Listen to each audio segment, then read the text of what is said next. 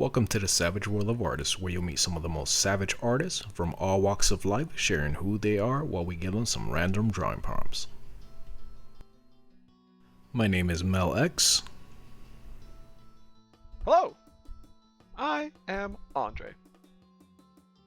Welcome back, and this is episode 6 and the first episode of 2021. Today we'll be getting to know a costume and fashion designer, a surrealist artist. Her name is Laro. She goes by Laro.designs on Instagram. Be sure to give her a follow there. Also give us a thumbs up on this video and subscribe. Be sure to also check us out on Spotify and Anchor for the audio-only podcast.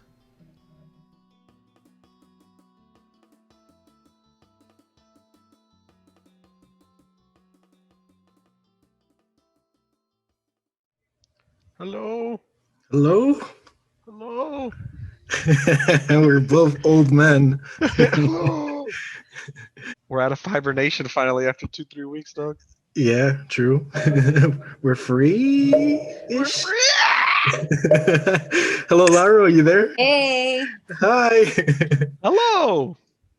sorry. I was like, what the fuck? How do I do this on an iPad? Yo, don't worry about it, dog. I feel that way all the time, dog. we do this often, and we never know how it works until we're actually doing it again. So it's totally understandable. The first 30 minutes is troubleshooting, so this Exactly. is time. Exactly. We just figure out, okay, so we talk into the mic. This is how you use technology. Exactly. So I'm Mel, and the person that's gonna speak after me is Andre. Say hi, Andre. I was really hoping someone else would say something first. You feel like a random Hi, voice that just Andre. Hi.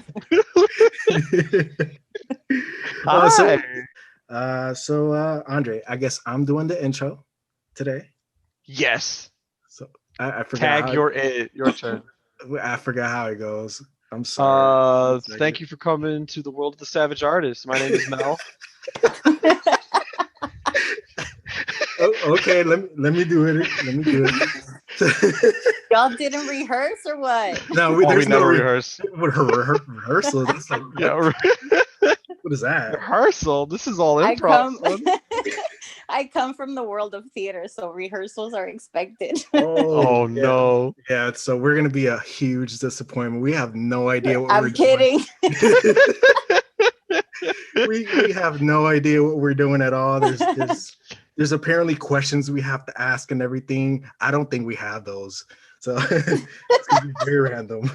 Oh, it's a lot of fun. It's a lot of fun to just come in here. And then we're just like hoping that the artist is just like, I went to school. We're like, oh, how was that? How was art school? It's a casual conversation. There's no pressure. This is not CNN or CNBC. There's no rules. We'll just, we're relaxed here. So, but yeah, welcome to the Savage World of Artists. We have a guest and a wonderful designer, artist, surrealist. Her name is Laro. Ooh. Or Larissa. Right? I said it right? Larissa? Larissa. It's actually, and now we're gonna get into my name thing. Perfect. It's actually supposed to be Larissa, but a lot of people can't say that. So then I just go by Larissa, which is also fine. And my friends call me Laro. Okay, Laro. Okay, so we're gonna go genuine. Like I'm Puerto Rican or half Puerto Rican, and Andre is Mexican. Oh, so we're gonna say Larissa. All right, we're gonna go. Ándale, así Larissa. sabe. Here we go. We're gonna do official. ¿Ustedes hablan español? Sí, yo hablo español, pero rompido. Yeah, rompido. Rompido. Pocho. Where I come from, they call it pocho when you speak like English and Spanish. Yes. Spanglish. Yeah, Basically me. Yep, we hit the Spanglish hard. That's how we do it. Ocho. I'm learning words, dog. Wait, Andre, don't you know Spanish? Come on, man. I thought you knew Spanish. Yeah, I know Spanish. Yeah. I You know. did- I gave you that. I gave you that moment to prove it. Oh, You didn't take it at Yo all. sé como hablar en español. Okay, all right. I hope so. Por It's all Navidad good. It's all good. bastante tamales. Oh, hell man. yeah. All right. So you said that was a key word. You know what you know what to do. You just hit keywords.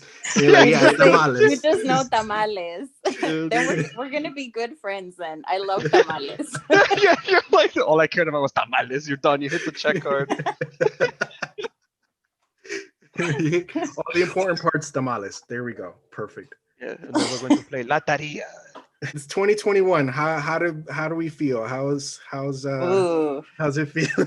Boy, you didn't even do the intro. You're just like, we're here with Laro. You didn't even say like Oh yeah. Wait. See, I told you intros are not my strength at all. So, anyways, the Savage World of Artists. We're here with Larissa. Laro, do you want to go ahead and plug your website, your Instagram, your Facebook, whatever social media you have that you want us to know about? Yeah. If you want to follow me on Instagram and wait until I feel like posting, you can follow me at Laro Designs.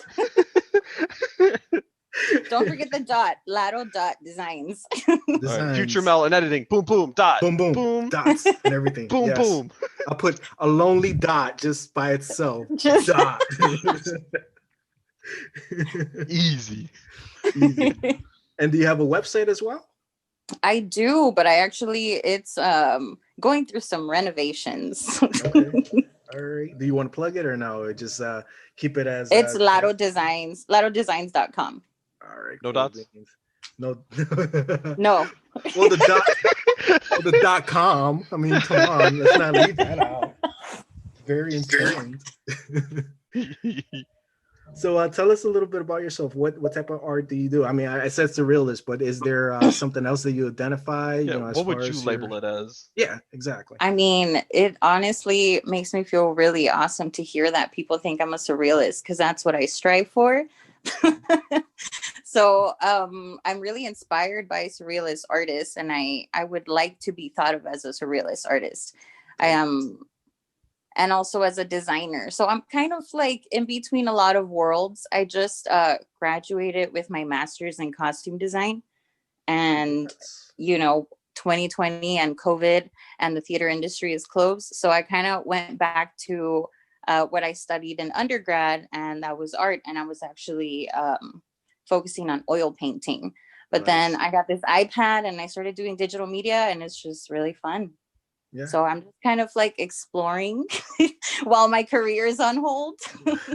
Design and everything. I mean, that's a big industry in general. Like you said, you're doing theater. You do theater, so I mean, it's something that's very visual and very seen. I guess it's very important as far as costuming and things like that. And you do costuming, correct? Yes. Okay. I design costumes. Very underrated form of art. Yes. Costume making and fashion. Very underrated. I agree. Like people don't realize that, like, those like big fashion shows or just like the wacky shit that they wear. Like they'll just be like, oh, like why would anyone wear a toilet seat that's pink over this? Like, and I'm like, it's part of the show. It's art. Like it's art. Like they don't actually wear that outside. It's a piece. Like it's a concept.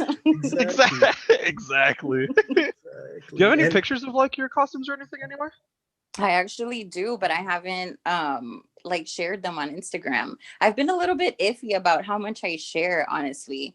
I've been a little bit like, I don't know if I want to put this, and I don't know if I'm ready to share this.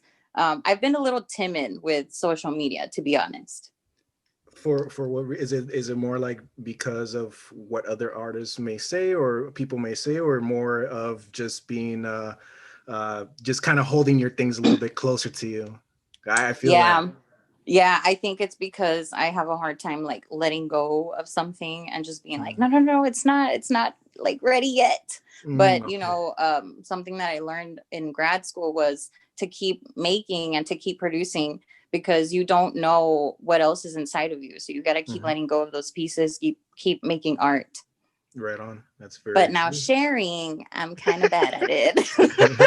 I'm making, I'm making the art. I'm just not showing you guys what I'm Yep, doing. definitely.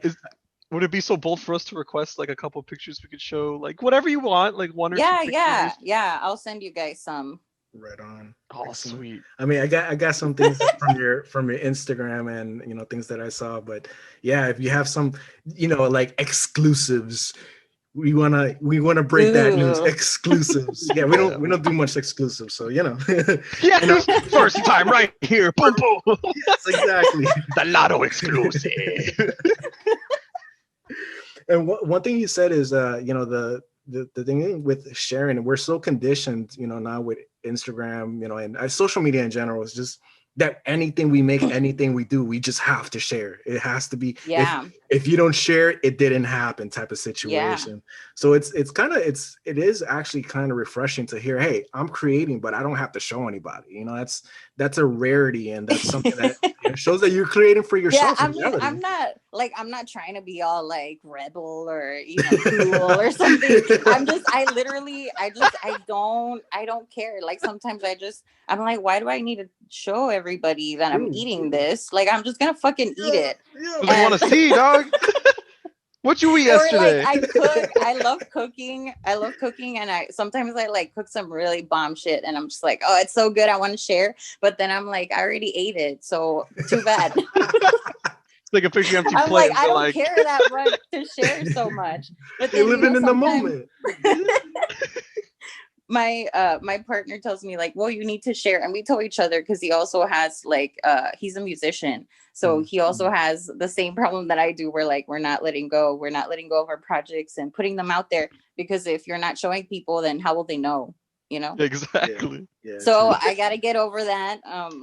Everybody heard it here. Those are my insecurities. Oh yeah, it's a savage world, and that's what we do. We just we expose all the all the flaws and Yeah. everything. All the How- secrets. what embarrasses you to go deep? You guys just came That's here why for all we're that here. cheese, man. That's what we want. El chisme, all El the chisme. But I mean, in reality, that's kind of one thing that we do try to share the things that we struggle as artists, because in reality, we all struggle with stuff. Like even if you're not an Definitely. artist, we struggle with insecurities of showing, the accomplishments and the pressure of having to show. You don't have to show anything. You could just live. And that's, I mean, you may see it as, I'm not trying to make a statement, but in reality, you do make a statement, because the fact is that you don't have to create for others. You create for yourself first. And then if you Mm-hmm. choose to share, hey, go ahead and share. You don't, you're not pressured to. And that's dope. I wish I could. Definitely. Well, when I started this whole like Laro Designs website and like, small business, I feel like I'm not really a small business, but I mean, I was selling stuff and it is small. So, okay, whatever. I feel like it's smaller It's not than a small small. business. I was like, I sold some prints and some stickers, and I'm just like, I don't know what else to do now because I need more resources. And I have lots of ideas. I forgot where I was going with this. You're basically saying that you don't have a small business, even though you fit the definition of a small business. That's what you Yeah, I guess. But I mean, that once you start doing commissions, you're at that point, you're a business. And your business. that's a True, very discussion. true. And I'm so grateful for everybody who like hits me up and they're just Oh like, yeah. hey, I want a drawing of this. And I'm like, oh wow, my job is literally to sit on my pink couch and like draw on my iPad. And that's what I was doing for a couple of months there in 2020, and it was glorious. This is the Let me best thing visualize ever. this couch. What pink is it? Is it Oh like my a God. like a Here we pastel go. pink, a hot pink, It's like a rose pink. a rose pink? How It big? was Two like the seaters, one first seater? couch I ever owned. So now I'm picturing like an old ass like. No, I'll send you a photo. Oh hell yeah! Good thing I didn't have to ask. So, like, we're gonna need a picture of this couch. We want to see how if it's fuzzy or not. Because I imagine like one of those hippie like 1950s fuzzy couches that are pink. I don't know why. That's just my mentality. That's what I picture. That's where I sit and draw. I know it's kind of like bad for your back. I just use a lot of pillows. Like that's how I'm kind of set up right now. I'm just surrounded by pillows, and that's how I draw. That's the Hell beauty yeah. of technology, yo. Like that's the best thing ever. Because I mean, honestly, one of the worst things, like you said, is the back problem. If you could just relax, like lay on your back or lay on your side and just draw and stuff, man, that's perfect. No sitting at a desk, not having to feel like it's official. Just enjoy yourself. That's it. Oh, you don't like the corporate landscape where they stick you in a cubicle with like a No, very man. uncomfortable office chair? Fuck cubicles. Fuck boxes. Oh damn! Oh damn! Are y'all staying inside a lot? Like, what do you do to pass the time when you're inside, or do you guys work from home? I work from home. Yeah, I paint. That's all I do. I paint and draw and do commissions and stuff like that. Andre does what? What do you do? Wait, you were at my job. What do you mean? Oh yeah.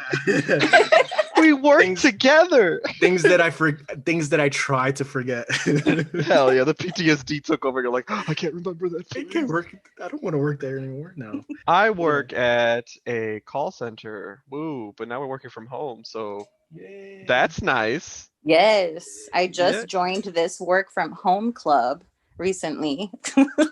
What's a work from home club? Everybody who works from home. This is like a union?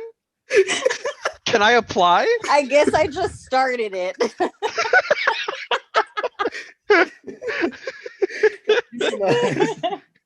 The work from home It's like club. most of my friends and like my siblings were like working from home, and I was just like not doing anything. I was just drawing and like chilling and like smoking out. Hell now- yeah. Right on. Yeah, now I'm like, okay, I need to pay my bills. I need to like, get a job again. This little small business isn't going to pay all of my bills. And I found a job that I get to work from home.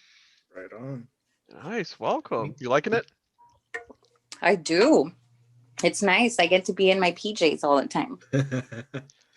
That's the best. I mean, I don't do anything other than art, but it's the best just to be. Mel's our traditional starving artist. Yeah, I draw. That's what I do. But yeah, Also, Mel's a hermit, so he lives in the middle of nowhere and he doesn't talk to anyone. This is the first time he's talking to someone in like yeah, man. months. No, that's not. What? That's not true. I'm not it's not in the middle of nowhere. Also, but who that's wears like real pants anymore? right. I think they call it hard pants. Like nobody wears hard pants now. It's always now Hard like pants? Hard pants? Hard like pants? jeans. Hard, like HARD, hard, like jeans. Jeans are hard. How else would you like spell that? slacks. I don't know. I thought you said heart pants. But Yeah, me too. but I mean, it's like like you don't wear hard pants like jeans and slacks and things like that. Now you wear soft Yeah, pants. why? Like pajamas and or no pants at all. There's always no pants Thursdays. Yeah, it's so crazy. Those are the things that I look at. Like, I mean, just being a designer, I think about those things too. I'm like, wow, a lot of like women aren't wearing bras and like people just don't want to wear jeans anymore. And like you go out and some people are just kind of like more casual than usual. And it's because like, who gives a fuck anymore? Exactly. Yeah, who cares? The world's on fire. Exactly. Wear a robe to the grocery store. Who cares anymore? Yeah. As long as you wear a mask, you're fine. But and wear pants. Please wear pants. Nobody wants to see Please. that. Keep your pants on, guys. They don't have to be hard, but they have to be pants. They Yeah. have to be pants. It could be, a flap. If you want to just wear like Native American flap, go ahead and do that. As long as stuff is covered, just wear that. I'm gonna look up Native American flap. I'm very afraid. I don't know if that's the word. I call it a flap because I feel like it just flaps around. Anyways. Are you talking about a loincloth? Yeah, he's talking about a Loincloth. loincloth. That's what it's called. Why? I put Native American flap, and all I got was like political shit. And the movie Flap. Flap. Okay. Look up loincloth. All right, let's go. Native American loincloth. Controversial. Oh wow! The controversial. Yeah, the controversial Watch search of the it, day. dog. It is loincloths. Native Americans packing, dog. Bro. All right. Anyways. Good call. It's like the Native American sweatpants. Every woman loves a sweatpant. Why not go in loincloth? I guess. Anyway, I don't know. Let's move on. I realized that we haven't even like started drawing anything. No, that's. I was like, oh wait, I'm supposed to draw here too, right? Not just talk. Once Andre is ready to give a prompt, that's Oh, when, dude, I'm trying to figure out a way to incorporate a Native American loincloth into the prop, dude. It's oh my happening. God. Can we Or hard pants. No hard pants. can we incorporate 2021? I mean, technically the loincloth isn't just Native American. It's like, worn by indigenous cultures everywhere. Alright, let's just, so See, just loincloth, just a loincloth. Bringing out my costume design history. Oh yeah, do you have to like study the history of Yeah, clothing? that's what I was gonna ask. Yeah, we do. That's what I basically went to grad school for. They kind of teach you the history of fashion. You learn about why people dress a certain way. Like a lot of one of the skills about costume designers is you need to think in psychological terms as well, because you have to get into a character's mind to kind of design for them and think about what they would wear. Nice. And that's one of the reasons why I love it. That's awesome. So it's there's more to it than just covering the body or having a theme as far as why. Yeah, they serve purposes. Like clothing is for protection, or at least that's how it started, right? Mm-hmm. For protection. That's why it was a loincloth, because men were protecting their genitals. Yeah. Reproduction is very important. Yes, and reproduction is important. So they gotta cover their pee-pee. You're just like, they need to protect their genitals. I'm like, wow. I was trying not to say like they were covering their dick, but like I was like, I'm gonna say genital. I'm trying to be on like my best behavior here. No, that's it. Doesn't. No, this is a savage world. There's no good behavior. It's just be as you can be.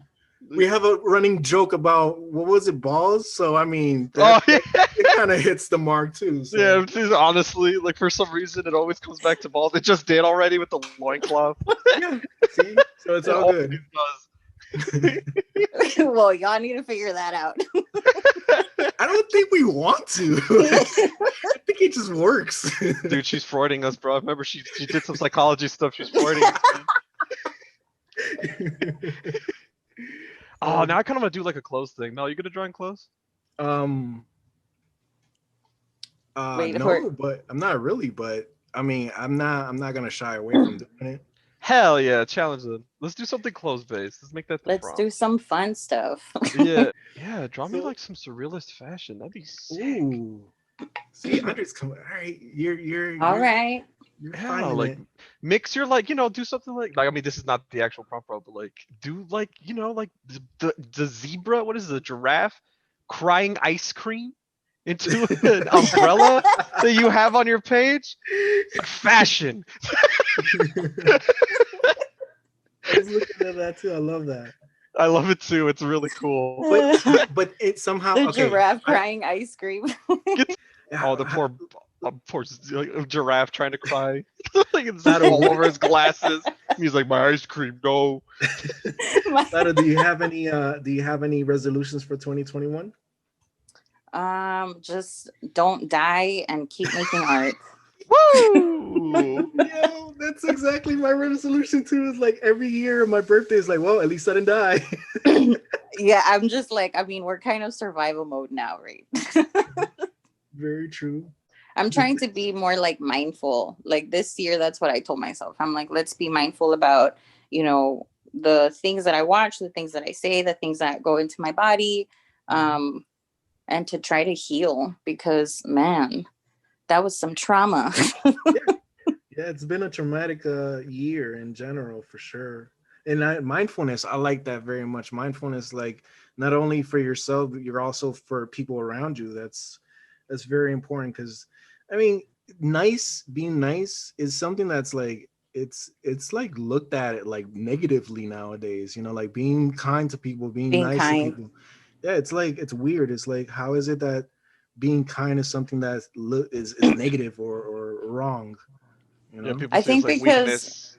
They're Yeah, like, oh, because you're a some people pushover. think it's weakness, or they think it's fake, that it's not Mhm. real, that people can't be good. But isn't it crazy that we're in a time where people can't believe that others can be kind and good? Yeah, that's crazy. It's crazy. I post a lot of stuff on my Instagram, and one thing that I have another Instagram called Collective Consciousness, and I Oh put yeah, yeah, I've seen it. I put something on there that says I forgot what it says, but it's basically saying that that there are people that are kind. There is trust out there. There is yeah, not everyone is lying Mhm. to you. Not everyone is out to hurt you. There is love out there. There is truth. Don't give up on the good things. That's the thing, is because you see so many people just like they're cutting off friends and they're cutting off this, and they're like they think everybody's out to get them, or if somebody gives them some type of advice, it's like, oh, you're against me, you don't never take my side. There's no side. I'm Mhm. trying to if it applies to you, just take it in. If it doesn't, just let it go. I'm not against you. It's Yeah, just I think there's miscommunication going on right now. People really just want to share, share, share, but they don't Mhm, want to sit back and listen and take mhm, in what everybody else is saying. And most of the time, if you take a step back and you look, everybody kind of wants the same things, but they're just saying it in a different way. very true.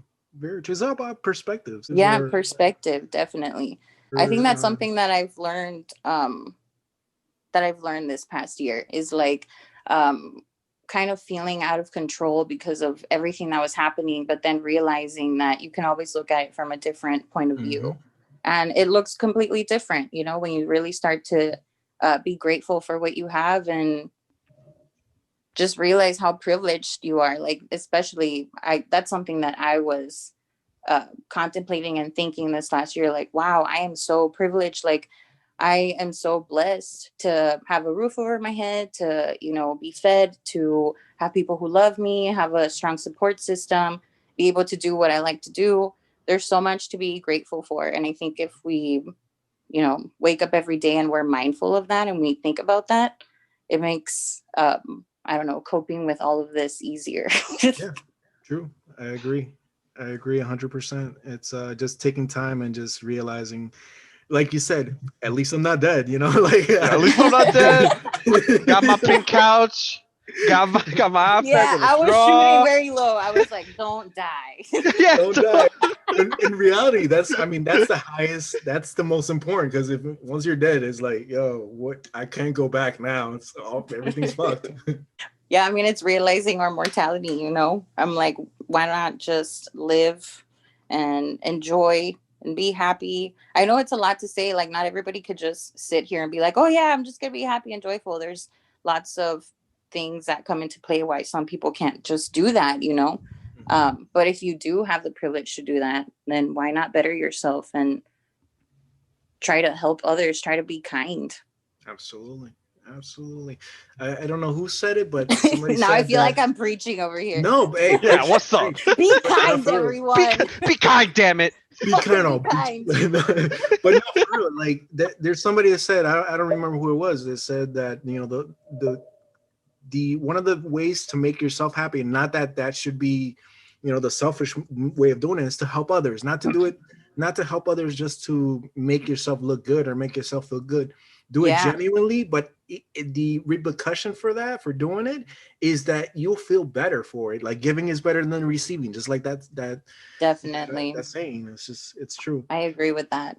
Damn, we have Oh, nothing but good vibes here right now. Some Yeah, good hell yeah. energy I'm This is feeling. a just just give it some time. Just give it some time. yeah.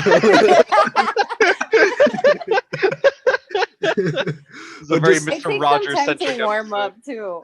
I feel like I'm one of those people that I kind of like stand back and I look and I kind of scope mhm. it out. I feel it, and then I'm like, oh, okay, all right, and then I just kind of blossom. Yeah, yeah. So it Now takes to me a bring little everything while. to shit. Ha ha!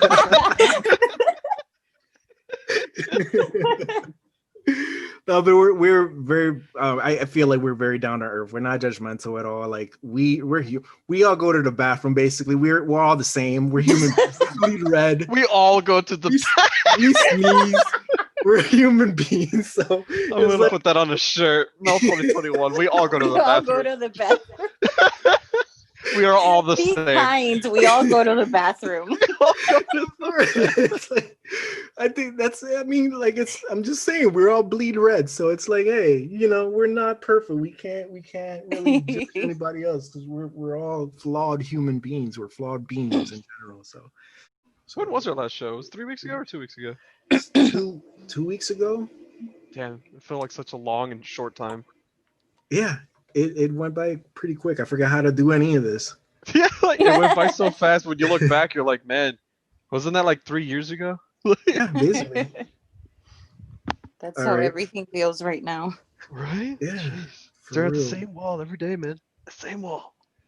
Dude, you got to change walls or draw something on it. I'll be an artist. Yes, be an artist. I'll do it. I won't be a normie anymore. I'll ruin the dynamic. No, you won't. You are an artist, man. You're a comedic artist. You know this. You're an That sounds artist. so pretentious. Is it? I'm not a comedian. I'm a comedic artist. I would say own that. Own the shit out of that. Yeah. Yes. That makes me want to Get strut it, for some reason. Andre. I'm strutting. Yes. Just walk around with a freaking like a crown. Say, I am a comedic artist. I don't know why a crown. But do it. I'm not the king of comedy. I'm just a comedic artist. But the crowd really All right, works for Andre, it, don't you think? So do you have a prompt for us? Do you have an official, this is Oh, what yeah. we're going to do, firm, we're going to draw this type of Dude, prompt? I really want, like, draw me like a dude, like a person, dude being gender neutral in like some trippy ass fucking fashion with 2021 glasses. Like, I really want that. I want to see what you can do well. And I really want to see, I want to see some trippy shit. I'm so excited. Like, All right. we're starting off with this again with crying ice cream giraffe. Like, I want to see something. I want to be like, wow. If you tilt your head, it just looks like everything else. Like, wow. All right, Laro. So I mean, that's on you. I'm gonna forget the prompt later on because that's how it happens. But this one's on you. So when you're ready to share your screen, you should be able to. So you guys want weird fashion that's inspired by the giraffe? Nah, just something trippy. Make it trippy. Make it That's so- fashion. Make That it is- trippy. Yeah, make Okay. it surreal. It's very open-ended. Yeah, that's the point. No, we can do anything and be Alright. like, I drew a line, and then. Why don't we? I think okay. I think I have an idea. Ooh, I'm ooh. like, should I explain my idea or should I just go with it? No, Explain just, it. We'll modify for you. Explain your Fine. idea. So there's this exercise that one of my art professors used to teach us in grad school, and it's basically like you kind of do a scribble. And she calls it splash and find it. So you kind of splash all over the page, just like a bunch of random scribbles. You don't have to think about it or look at the page. And then on another layer, or if you're doing it just on regular paper, you can use a sheet of transparent paper and then kind of draw on top of it and find things within the scribbles that you made. Yep. We've talked about this. That's actually one of the prompts that I wanted to introduce Andre to is just do a scribble and create something from that scribble. Yeah. Oh, we could do that. We could do like, draw me some like clothing, But but like do the scribble and then make the clothes out of that. Boom. No, Andre's so obsessed with like clothes. You just I want wanna clothes, give- don't you? Dude, like, did you see her ghosts? They're so fashion. They're like strutting. I'm in the zone. So okay, so before this is the weirdest this is the weirdest prompt situation we've had. I've never had to interject. So all right, so Laro, do you have any like? Dude, he's like, save me. I'm not trying to save you. I'm just interjecting. I'm using my veto power here. So do you have any media, any what's it called, pop culture type of things that you like? Wow, I'm trying to think. I feel like you guys were gonna ask me this and I wasn't prepared because I'm gonna say something and you're not gonna like it, but I've never watched Star Wars. Oh no, that's fine. Like no, we're again non-judgmental. We don't Yeah, no judge. No judge. yeah, no judge. We don't expect people just, hey, you have to fit my box. No. Yeah. No, not at all. Yeah, bro. Um, Like even anything that even ran, like it could be the most obscure type of, like learning stuff. It looks like you're gonna draw some clothes, Mel. yeah, I was like, well, I'm really into fashion. This Yeah, is totally not boom. selfish on my part. I am not trying to avoid dry clothes, okay? It does sound like I'm trying to save myself, but I'm not High trying five. to save myself. Do you want to do the idea where it's just the squiggle, then you go and draw whatever off of that? Yeah, because it could be anything. It doesn't have to be clothes, you know? Yeah, it could be anything. You want to do the squiggle, Mel? Would that make you happy? Yeah, no, I'll do the squiggle. It's an exercise. All right, cool. So let's go. Let's do the squiggle. Let's do a squiggle. Damn, I wanted to see. I wanted to see All Mel try right. to be surreal. I wanted to see that shit. I was really excited. It can still Well, be I mean, you surreal. can still be surreal within the squiggle. But also fashion. I want a lot today. Today's a me day. Give me fashion, but Yeah, give me give it surreal. to me. Sorry, I just watched this whole documentary about the fashion of Final Fantasy games and how the dude who made all the art for it was super into fashion, which is why they all look weird and have suits made out of belts and shit. Yeah, I And mean, then, costume designers design a lot of this stuff, especially in video games or even in movies or those shows. Everything costume designers have to do a lot of research and design those things. I think that's kind of awesome. and again, I the feel word, like I the need hot to word of the Google day, it. fashion. Ooh, hot word. You're in a weird spot, aren't you, Andre? This is a weird The 2021 unleashed something within you, didn't it? Dude. Oh, it's all you know. Look, deep down, everybody likes glitter. Yeah, dude. True. Yes. All right, so we're gonna do the scribble, Yeah, do the scribble. the splash and find it. Yeah. Do the All scribble. right, I like to do this. I just close my eyes and I do this. Oh. Oh, she keeps going. Oh, what is she gonna find in this? Oh my god. Oh my god. She made a Oh. whole single-celled organism. Oh, she keeps going. Oh my god.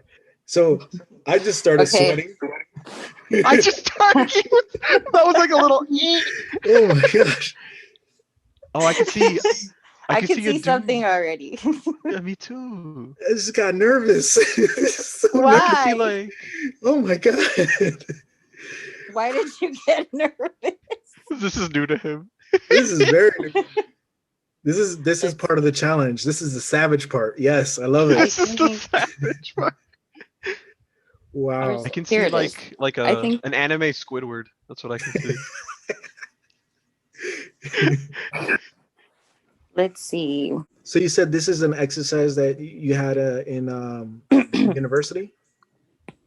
Yeah, we used to just kind of do these as practice. They kind of talk to you about how when a page is just blank, it's so much harder to just start something. Mhm. And I think that's the thing for a lot of artists or even people who want to learn art. It's just starting. So sometimes either when you kind of prep your canvas or prep watercolor paper or anything, it just kind of already starts to get you started and get your ideas onto the page. Yeah, that's very, very true. I agree. It becomes intimidating once you see a blank page. It's like, wait, I have to create something out of nothing, and it's very mental. It's a very mental, type of situation. Yeah. But this is like, whoa, like, I see things, I do see things, but it's like, wow, it's like, I don't know, I don't know why I see it. I kind of see a woman here. Yeah, me too. Look at her hair. It's Oh, so you don't have to wavy. keep all of it. You just kind of take from No. what you take. Oh. Yeah, you kind of take and you just kind of do. See, there's kind of a shape here. Also, my sketching is always really messy. Yeah, that's I think that's a standard if I've always been mystified by artists that they don't do sketches under sketches at all. They just go straight in and create Oh, something. yeah. And he's like, how the hell? I can't do that. Ooh, yeah. I see some eyes. You got a bean body. You got a bean. Yes, the bean body. Bean body. You know, I've really been into these kind of like bean shapes, and I don't really know why. Yes, I like bean bodies too. That's It's the it's motherland calling to you. The they're frijoles. It's it's calling. the frijoles calling you. It's the frijoles. That's just to remind me that I have a nopal en la frente. Yeah.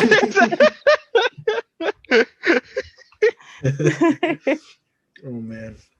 Oh, I So love her like Miss Frizzle's like haircut. I like this shit. you talk about your experience in school. How was that like? Because we like the perspectives, different perspectives from artists that have been either self-taught or have attended design schools and things like that. What was your experience like? What was it going like going to that process?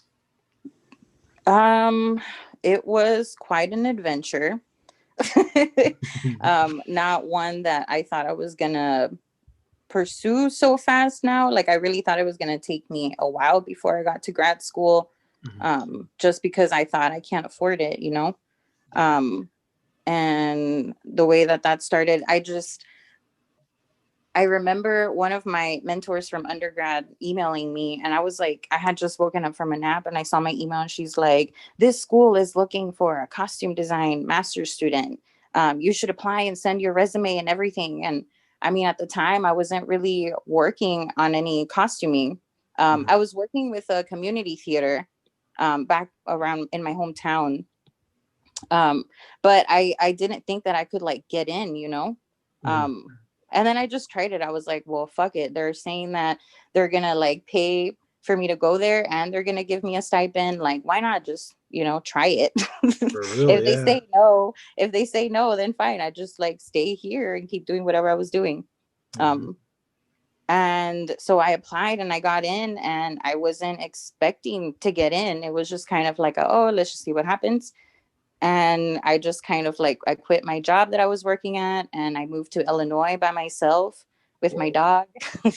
And I just started on this adventure. It was like really intense. You know, you go through 3 years of intense training, and they kind of just like it was kind of like they just throw you in and you kind of figure it out by yourself. I mean, they do give you some guidelines and they tell you this is kind of what you have to do, but a lot of it was figuring it out. So it was like trial by fire, basically. You were refined by how tough it was. Yeah, and it was also like terrifying because you're surrounded by so many talented people. Like everybody, it's just like top notch, you know, and you get to Mhm. collaborate with these artists as well. So you get to learn from them. That was something that was my favorite part, I think, because I made a lot of great friendships and I got to work with a lot of different artists in different mediums, not just like costuming, but I met a lot of dancers and actors and people who do media design, uh, sculpting, everything. Like there's just so many people that you get to work with, and I think that's the most fun. That was my favorite part about it. And did you kind of like, because I would imagine, I mean, meeting so many different people like that. Did you get into any other style of art? Did you do any sculpting or anything like that? I did. I mean, I took like classes in sculpting when I was in undergrad. Because in undergrad, I was doing a Bachelor of Fine Arts, and they kind of make you choose. So they make you take all these different classes and different mediums so that you can kind of see which one speaks to you and which one you want to keep perfecting or working on. And I chose painting. Right. I chose oil painting. So I kind of was working on that. And then I found the theater when I was in undergrad. I just needed like an extra class or something like that. And I Mhm. saw a poster that said sewing 101. And I was like, fuck it. I've always wanted to learn how to sew and I've always wanted to be Nice. a designer. So why not take it? So I did. And I found the theater. And then I was like, I really like to do this. Can I just volunteer? That's And they awesome. let me volunteer, and I was just working at the costume shop in my undergrad. And then that's how I started doing all of that. That's how I got into theater, because they gave me my first my first go at being a costume designer. And my first show was like a children's show, and it was called Mariachi Girl, and it was like it was really awesome to do something like that because it had to do with my culture. But it was also like a learning thing. And I remember when I first did that, I found it to be so hard because you have to communicate with everybody and you have to share your ideas, and it was kind of still hard for me to do that. So I was a little bit discouraged. But then later on, I also started working with community theater, and just being able to put on performances and bring theater to like my community. That's really what I liked about it. And from there, I mean, I was like, I need to go to grad school. Like, I can't get a job in this unless I have this paper.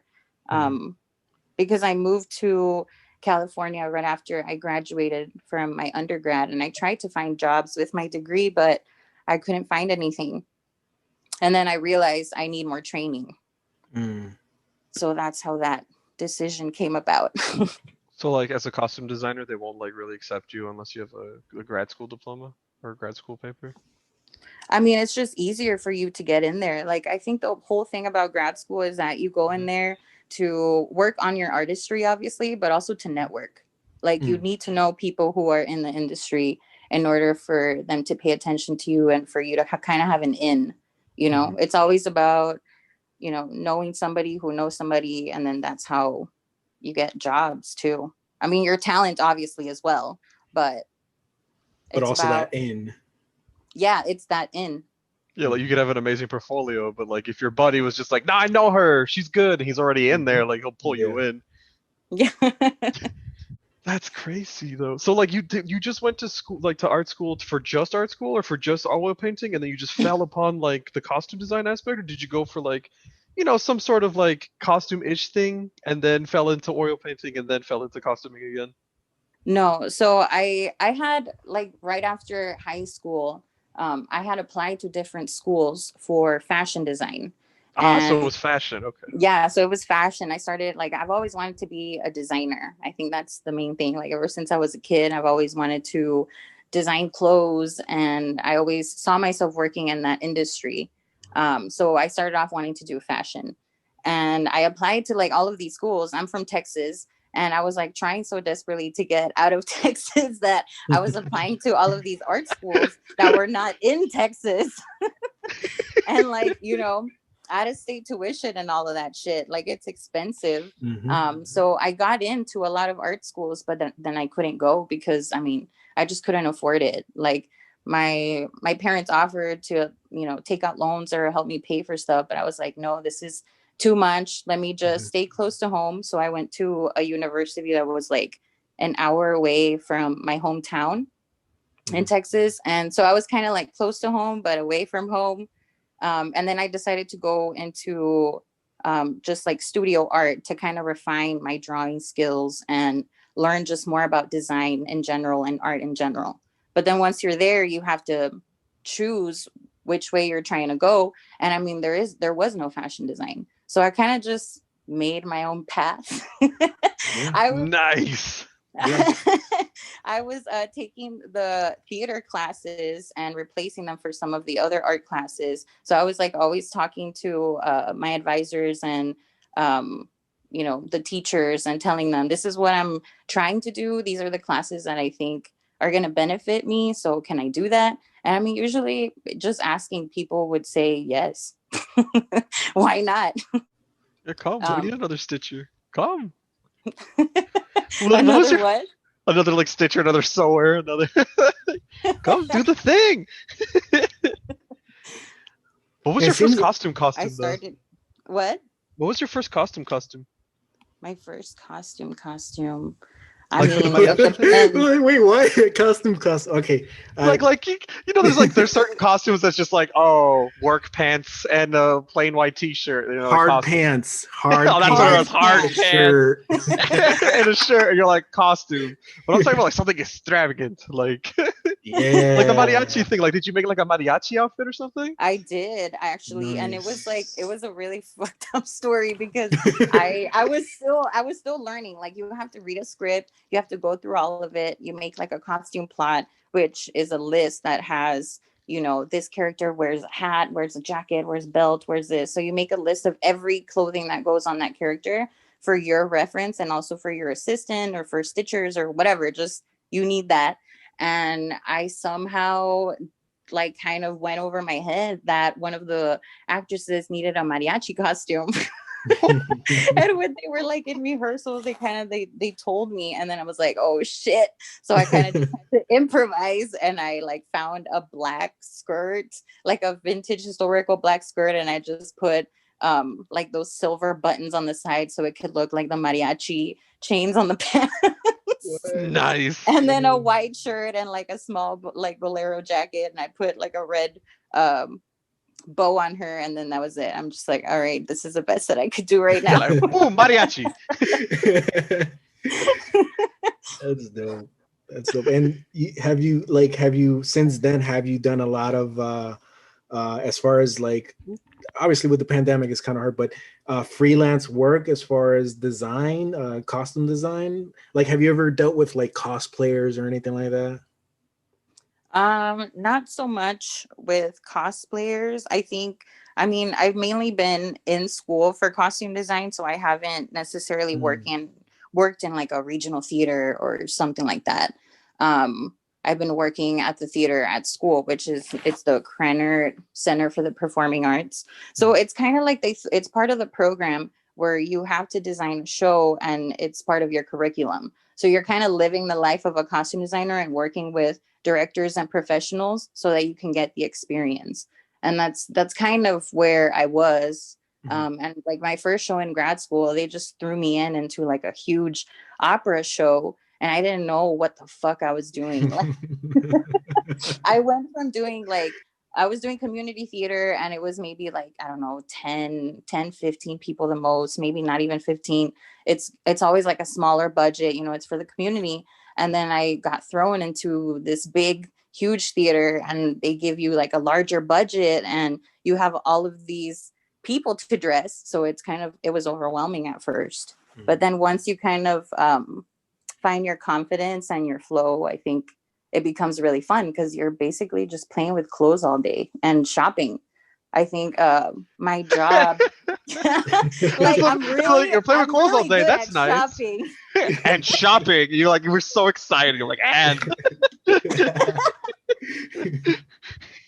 A big part of it is that it's like, you know, you have this idea in your head, you have a certain garment in your mind, and you have to shop for it. Like you have to fucking find it. Um, and sometimes it's not always easy, But it's but still, that's I you know. think that's part of the fun. Sometimes you know, people get to build it, and that's even more fun because then you get to go buy fabric and trim and, you know, decorate it. And that's I think that's what I find the most fun. It's just getting to play with clothes and fabric and decorating things.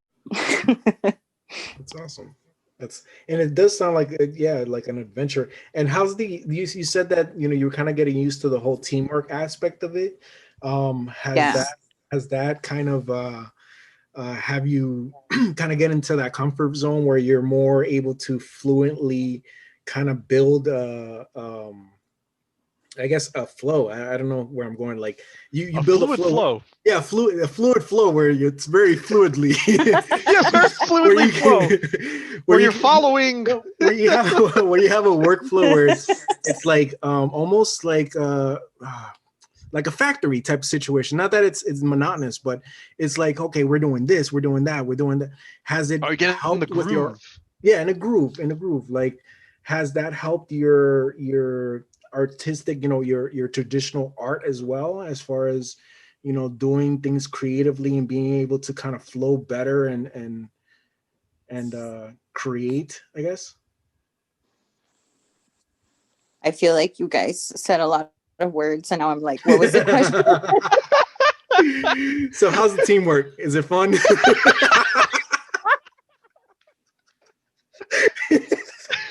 I'm like, She's like, what was the question? So Like, it that's fluid will getting flow, edited flow. out. fluid flow.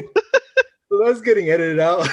No, it is really fun. I mean, like, yeah, working with other people, that was my favorite part. And actually, I mean, I just graduated in May. And part of grad school is you have to do a thesis. What? Yeah, so and I decided, I mean, normally for the program that I was going to, the thesis requires that you design a show. So you're basically doing the same thing that you were doing for the last year, because you start designing your second year. So then your third year, you design a show, and then you also work on your thesis. So I was designing a musical, and then I was working on my thesis, and I decided that I didn't really want the musical to be my thesis. Mhm. So I proposed that if I could do a dance film. A And I dance film? said, can I design uh, Nice. clothing for dancers? Because I was also working with the dance department while I was in grad school. That was my job. I was coordinating all of the dance concerts that happen there in that performing arts center, and I was a costumes coordinator. So I had the pleasure of working with so many dancers, and I mean, I used to be a dancer myself when I Mhm. was younger. I danced for like 5 or 6 years, I can't remember. So being able to work with them, but then seeing it from a different perspective, and clothing somebody was really appealing to me, and I wanted to bring that into my thesis. So I designed these costumes that were supposed to represent um, basically like my psyche. So it was kind of like a project that was guided towards healing. That was supposed to kind of be the way that I was giving life to my demons, if you want to say, or my insecurities. So I basically designed my ego, my persona, um, my anima or animus, and it was a combination of all these characters that were influenced by Mexican culture as well. And Mhm. also, I wanted it to also be high fashion. So I was trying to show people what I could really do with Mhm. my thesis. Like I had this yearning to really show what I could do, because before they give you scripts, and you have some say in the concepts, but Mhm. I felt like I wasn't truly showing who I was as a designer. And my culture has a lot to do with it. Like, I'm really influenced by my culture. Mhm. So that's an interesting thing I was going to ask. As far as design, like you just said, it's kind of out of your control what narrative you're telling or what story you're telling. Is it something that you're looking to do in the future, where you're more on the writing side, you're creating a concept, and you're not just designing the costume, but you're also creating the whole concept? Yeah, definitely. I think going through that process and trying to gather a team, because the way that I was doing it was I was essentially asking my art friends from school, hey, do you Mhm. want to help me with this? And you can put this on your portfolio, and I can put this on my portfolio. So Mhm. it's a win-win. Yeah. And I didn't have money to pay people, obviously. I had saved up some money. So I had like a very small budget for my thesis, but I was determined to do it. And so I gathered dancers, media designer, directors, somebody who was doing music, so a sound designer. Um, and I was trying to bring all these people together to create this concept that I had in my brain. And it was kind of cut short because of COVID. So I Mhm. never developed it. The costumes weren't finished all the way. And, everything was kind of like halfway done. And actually, the week that I was supposed to film it, that's when they told us that we needed to go home, and Oof. that COVID was like a real thing, so everybody needs to Oh go. no. Yeah, it was like literally the week before. I was like all set. I had everything organized, and I was like, okay, we're gonna film this day, this time, and then it didn't happen. It's So like when I had halt. to, Yeah. yeah, and I mean, I still had to have a thesis. So I basically just wrote my paper out, and I photographed what I had. The pictures are amazing too. They look really great. But I always felt like I'm like, oh man, I didn't get to actually like do what I was setting out to do, and I had this vision, and I still feel like I want to pursue that. But there's also a little bit of, I don't know what the word is to say. It's kind of like it makes me a little bit sad.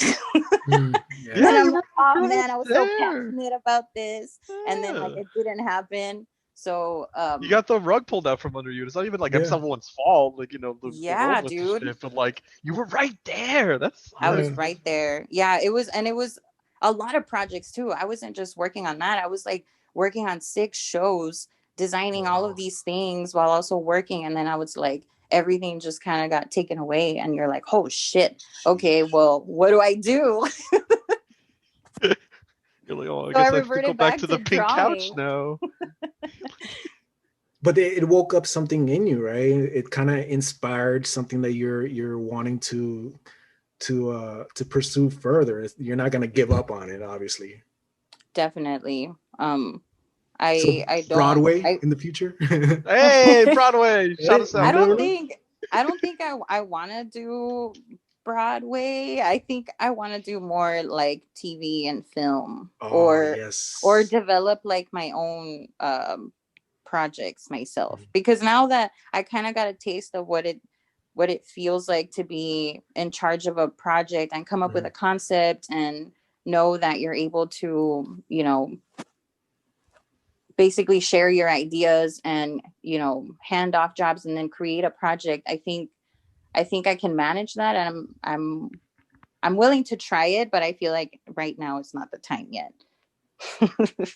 Hopefully by the end of this year. Hopefully. Yep. Yeah, I mean, I was thinking like, well, I have this entire 40-page thesis written out. Like, what do I do with it? And I'm like, should I just kind of tweak it and send it off and try and get a grant, and then maybe I can pay artists and continue this project. So Do it. there's possibilities there. I don't know what I'm gonna do yet. I'm kind of like just chilling right now. And see, I mean, what else can you do, honestly, like right now? Yeah, yeah, really. I mean, I was so hard on myself. I was like, shit, like I just graduated. This was going to be my time. Like I was going to go off and move to LA or New York. And I was just so pumped. And then I was just like, okay, well, what now? Like, what's the other plan? And I'm like, I don't fucking know. But I don't think you have to know. Like, you don't have true. to know. You could just live, and you could just go with the flow and float for a little bit, because Mhm. I have been working my ass off for a long time. Yeah, take a break. Yeah, Take and it Yeah. sometimes on. doors just open. It'll be interesting to see what your future holds as far as kind of searching in there in that world. Yeah, definitely. I'm kind of like still staying hopeful, because, theater is always going to be there. Like theater makers are Mhm. always going to create and try, and even just that's the same for just artists in general.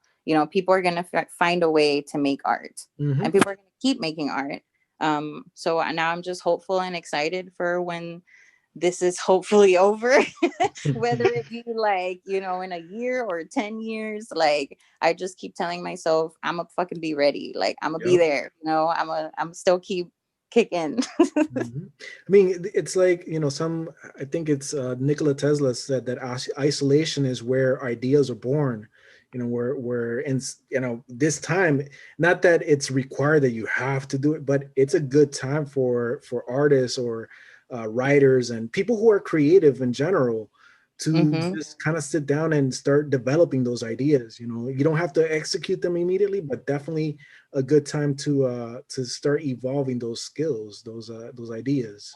Definitely. But yeah, no, I like this a lot. I like the little circles that you just did. It's like like fracturing, yeah, fracturing, breaking Do it again. Do reality. it again. Do it again. No, I can't Fracturing say that. figments, No, man, figuratively. never mind. Words. I don't know those. It looks like you're breaking reality or something like that. Yes, it does look like she's breaking reality. And then like the thing in the middle is like a fabulous the scream. He's like, hey, no. Oh, what? Like the scream, the famous page is like a fabulous one. It's like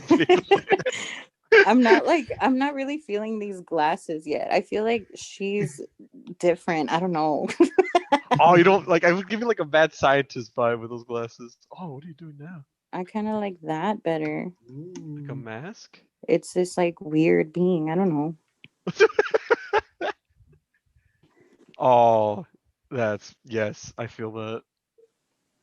Oh, oh, happy Oh, eyes. make it Yes. cry ice cream. Yes.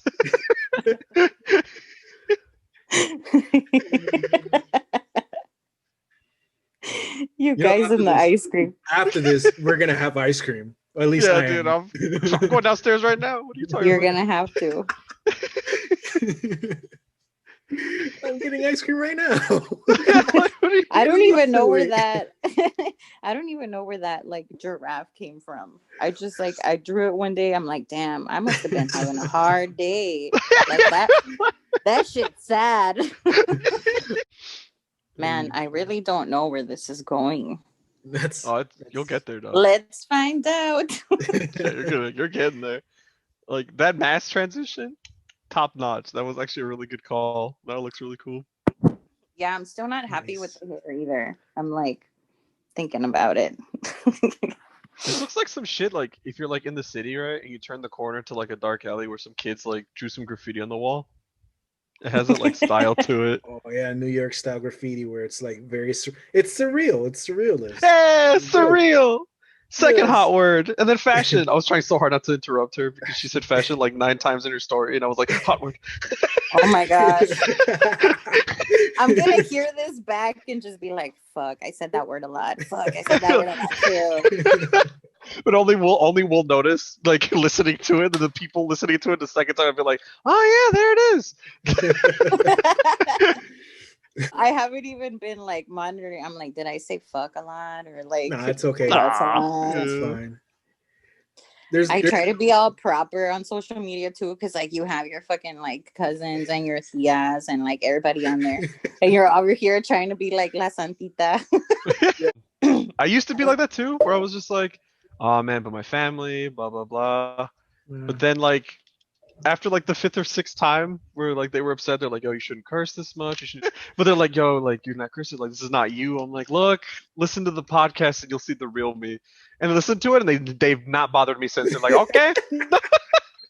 He's a weirdo. Okay, no, I tried. like I see how it is now. Yeah. Because like with your family, you put on like this other persona where you're like, no. Definitely, you have to. Te tienes que portar bien. Exactly. After a while, it's like, man, you know what? I gotta be me. I gotta be me. And sometimes, Exactly.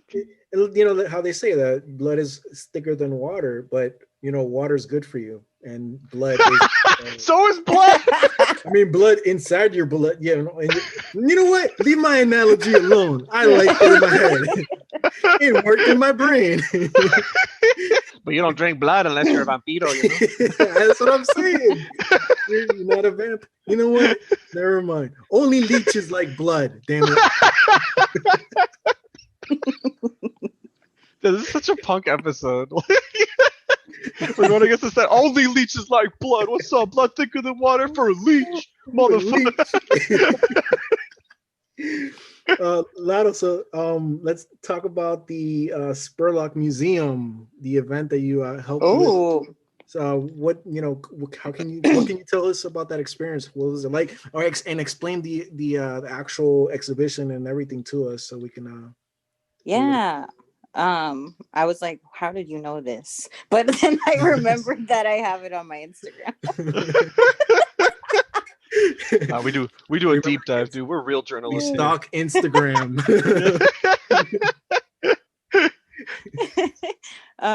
So I when was that? Last summer? Yeah, last summer. I wanted to do something over the summer and work with a museum. So I asked my advisor, and she's like, there's this show that's happening and they need help, like they need a designer to help with some of the clothing. I was like, okay, I'll do it. And it became like one of the best experiences that I've ever had, I think, in grad school. It was so freaking awesome to work with museum people. They're just so amazing and interesting, and they just like teach you so much. Um, I'm also kind of a nerd in the sense that I love learning. Mhm.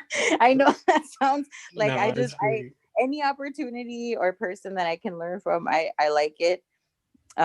So my job there was to create these mannequins that were gonna wear drag queen outfits because the exhibit was about drag queen culture.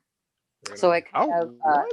it talked How about the cool. history of drag. It had local drag queens and also some other guests that were invited from other countries, and then they also invited Sasha Velour. And I don't know if y'all know who Sasha Velour is, but apparently this is Sasha's hometown, Mhm. and so they invited her, and she lent us some garments so that we can display them.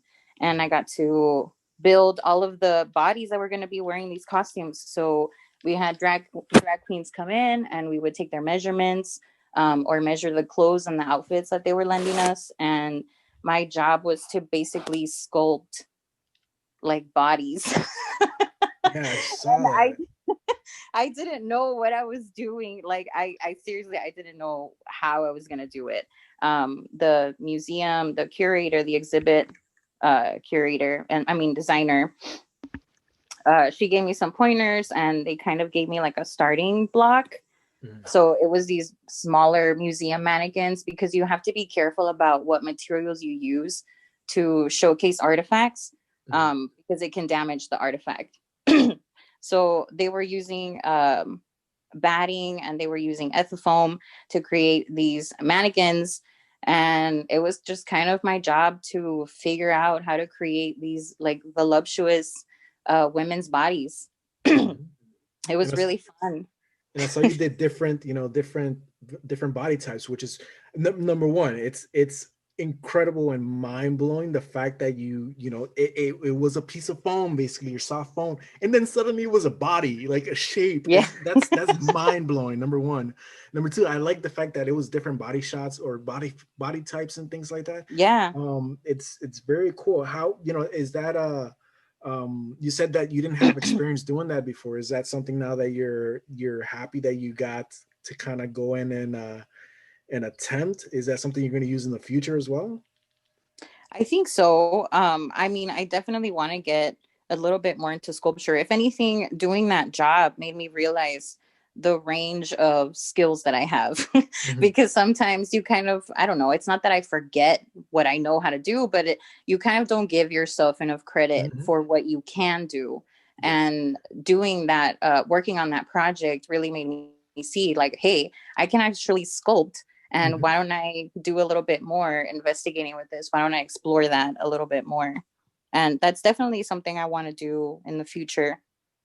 That's dope as hell. Like it really is. And like you said, it's like sometimes you don't see what your abilities are until you try it. Until you're forced into the situation where, Yep. you know what, I'm gonna have to scope a whole freaking yeah. I'm gonna make a And that's lady out of foam. yeah, exactly. That's what You I'm I know? doing know right it now. was Yo, so it cool. was really fun the way that they told me. It was just kind of like, well, what do I do? And they're like, here's all these supplies, and you kind of make this to this shape. And I was like, okay, I'll just try my best.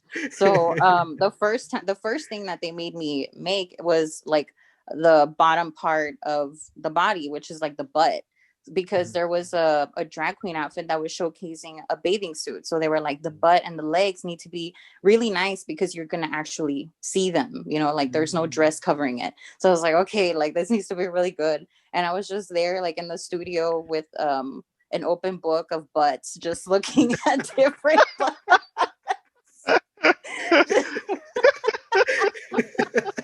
Just like with like for I don't know, I think the first one took me maybe like about a week or two because I was also not working there like every day.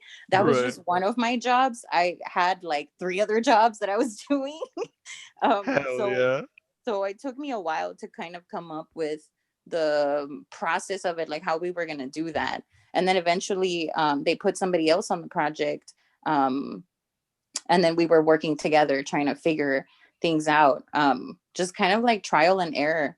it was a lot of that, but it was really fun when I finished that first butt. And then they even brought in like the museum director, and they were like, yeah, look, she's doing a really great job. And I'm like, everybody's coming in here to see my butt, like. Yeah, so I can't look at your face.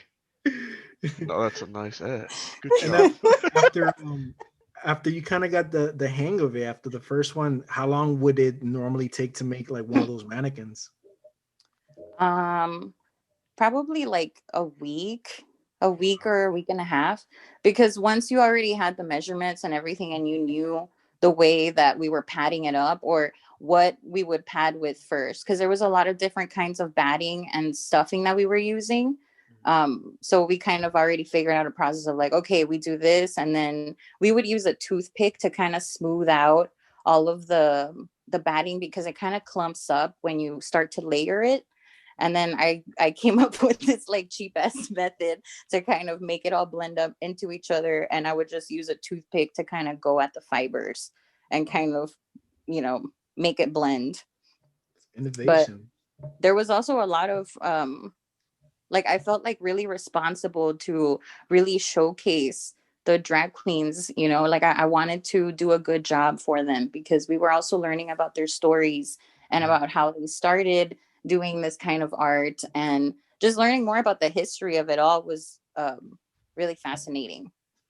It was like entering a whole new world and appreciating a different kind of art.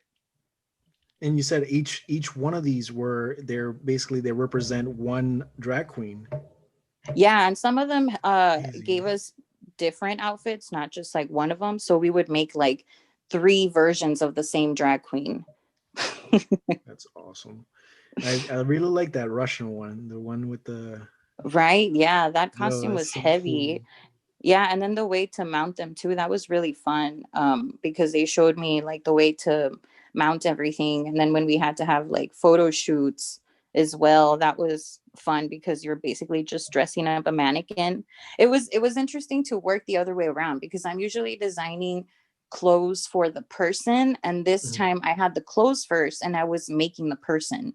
So it Uh, was it was a different way yeah. of like That's true. programming my that's brain. that's a hell of a challenge. Yeah, like you have to create. Making the Yeah, person. yeah. Andre, I sent you the photos of mannequins and some of the dresses too. Like I I really like that Russian one. Like that's so it's like very royal, very what is it First thing called? I see is a butt. No, I like the Oh, it reminds me of Fantasia a little bit. Like that Russian one. It's very Fantasia, very Disney princess type situation. It's very, very cool. And Yes. like where you have that it tells a story. It tells her story as far as um got a drag the queen from product Russia. itself. It's Damn, so and good. they're in Russia too. That's super, like, really scary. They do Yeah. not like any of that kind of that stuff over there. Yeah, the whole story of hers, I remember, was that she got shot for Oh, doing drag. So like a lot of these stories were really going deep into how they started, their struggles, and it was just really interesting. And I felt, um how do I say, like, just blessed to be able to be a part of that, because I mhm. had also never heard of like a exhibit of like drag culture, like who I had never heard of that before. And the one who curated it was my advisor. That's awesome. Yeah, really an underappreciated art style because it's so like, like if it's very eccentric and it's very out there, people just kind of write it off. But no, like they make these dresses, like they make the art Mhm. on these dresses by Yeah, hand. they do, and they, like, it's an art form, and it's a Hmm. lot of trial and error too. We even displayed like the breastplates and like the wigs and everything, because it's a lot. You're creating a character, and most of the costumes that we showcased, they themselves made those costumes. So dope. And how long you said it was about a year ago, last summer that you did this? Yeah, I think it was last summer. Like um 2020 summer or 2019 summer. 2019 summer. And then Wow. they kept me working there for the rest of the year, because I don't know, they liked me and they were like, do you want to stay? So I was kind of working two jobs my last year just because I didn't want to leave the museum because I liked it so much. Is that something that you would like to pursue, kind of doing exhibitions as well? Making Definitely, people. Making definitely. people. I think yeah, working there made me realize that like my skills Mhm. can also be useful in other areas, you know, like in a collections department of a museum, because you're essentially building things that will showcase the artifacts. Or there's just so many opportunities, you know. Mhm. I like to not box myself in, and I'm kind of one of those people that like wants to fucking do everything, but Mhm. I feel like I can't just decide on one. I don't think that I'll be happy just doing one thing. I need to Mhm. do multiple projects. Yeah, yeah, and that's I was just actually gonna comment on that. That's your journey seems to take you to different places and not being afraid to jump into something that you may not be, familiar with, or may not have, develop skill in. You're not afraid to jump in there, and that's very important for younger artists to understand. You can't box yourself in. You can't Yeah, put yourself in a box. You have to be sometimes a jack of all trades, because that not only will give you opportunities, but it also, it's fun. It's fun to learn. It's fun to have those other, even if you don't use them in the future, just to have that experience. Like, you have stories. that's yeah. that's that's something you can say, hey, this is what I did. I worked here, I did that, I've never done this before, and I did this. That's pretty dope. So, young artists, make sure you just don't limit yourself. Don't say, hey, I just want to be a digital Definitely, artist. Do more. Even if you don't use definitely. that career, do more. Definitely. Always try different things, always look at it from a different perspective. You know, it's just opening yourself up to those opportunities too. And I think something that I've learned throughout my career is that sometimes if you just ask for it, like Mhm. people are more than willing to teach you or to guide you or to give you any kind of resources. And I think that's what I used to do since I was a kid. I'm really like curious. How So you do that? Teach me. so it just kind of like you tell somebody, hey, I've always wanted to work at a museum, and they're like, oh well, there's this opportunity, and I'm like, cool, I'll do it. You're like, wait, but It's I kind didn't of like invite what, you. yeah, that's how I started when I started designing. Like I was like, hey, I really like taking classes here, can I just stay here and sew and volunteer? And then they were like, yeah, sure. And then they're like, do you want a job here? I'm like, yeah. Right on. Hell yeah. You put yourself in a spot where you're giving yourself an opportunity, and you also display your skills, and people can see that. People who are quote unquote influential or are decision makers, once you put yourself and expose yourself, not expose yourself, Expose yourself. when you expose your skills, or show them your skills, they're more than likely gonna say, hey, you wanna stick around, you're actually making life easier. You're looking naked. Stick around. It's fine. You can stay around, kid, it's fine. You're doing a good job. Good job, kid, good job. Stay with me here. Dude, that eye is, if that's an eye, it's not creeping me out at all, but I like it. I've just been having this obsession with these freaking eyes. And I know that everybody goes through a kind of this phase. Um, but I don't know if everybody else gets like, I don't know, annoyed with themselves. And I'm like, come on, I want to draw something else. And like you start drawing a circle and then it turns into an eye. And Into I'm an like, eye, yeah. stop it.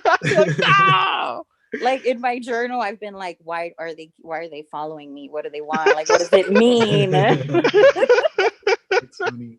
That's Hey, it's it's a skill to get an eye to follow you in a drawing. I don't The know. depth of expression has to be in the eyes. The eye. This one looks Oh, kind of high and shit. I oh don't know. It man. looks high, but like kind of offensive. Like, hey, Hey you want guys. some weed? You want to take a hit of this gigabong? Let's make it pretty. Yeah.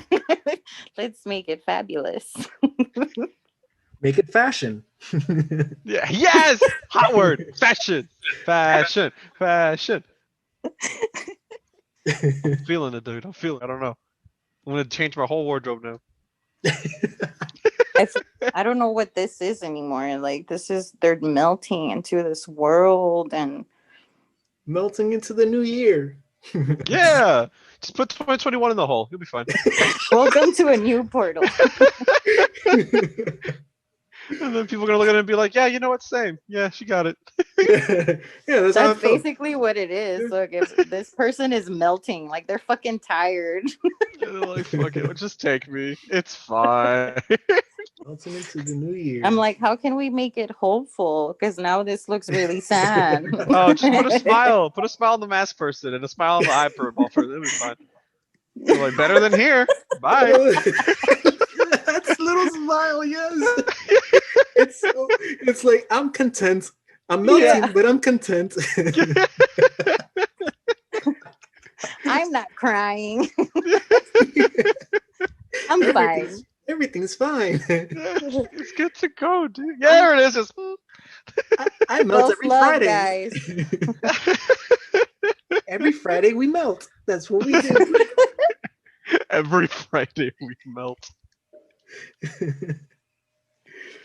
I really like that. That section with the eye. That's like I think I'm gonna implement something like that on when I start drawing. Just Oh, I'm so excited for your fucking squiggle, dude. my squiggles. Yeah, dude.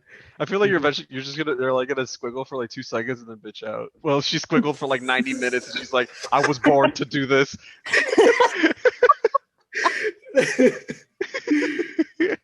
I'm I not. was I'm born gonna, to do this. dude. I'm gonna admit that I kind of like I plan. Okay, my squiggle is gonna be very strategic, and I'm gonna. Oh, you're gonna plan your squiggle?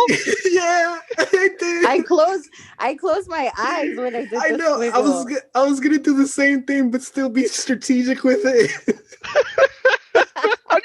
How do you strategically close your eyes to squiggle, though? Dude, I shit you not. I'm here like, okay, my canvas is like this, and just like moving my hand around, knowing exactly where in the canvas I am. All right, yeah. I'm just gonna close my eyes and do it. It's an I believe it. experience and it's therapeutic. Yeah, That's what I dude. used to do. Like I used to just take time in the mornings and just kind of like get fucking high and then take a whole hour or two for yourself and just like draw some fucking scribbles, you know? It helps you meditate, it helps you think. I'm just and then See, afterwards you can look at what you made and try and see what the fuck was I thinking. I just picture like your boyfriend, right? You said it was your boyfriend. Yeah. Yeah, your boyfriend's, and this is my girlfriend, the artist, and you're just sitting there, blaze out of your mind, just squibbling. Like, Yeah. hey, how you doing? with your eyes closed. Yeah, with your eyes closed. Hey, what's up? Basically. Basically, that's what we've been doing. I mean, let's be real. Sometimes I feel like I don't like to tell people on social media that I smoke because I don't want to like I don't know. I'm just like maybe I just shouldn't tell people because maybe I smoke too much. And then I'm like, but everybody be fucking smoking. Yeah, like It's everybody's very doing true. it. Dude. Yeah. Like, I don't could, I fucking would. lie to me. It's a Don't you lie to me. like we How know would you do it? we know We know. we We know. No. Come on.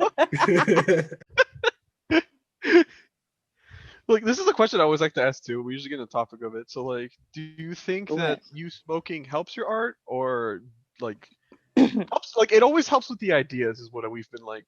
We had the synopsis of like it always helps your ideas, but like, does it also like inhibit your motivation to continue it, or does it like still help you with the motivation as well? I feel like smoking just helps me shut out that anxious part that kind of like judges everything too harshly or that isn't allowing the flow to kind of just flow. I'm like I feel like that's what weed does for me. I have anxiety and depression. Who doesn't, right?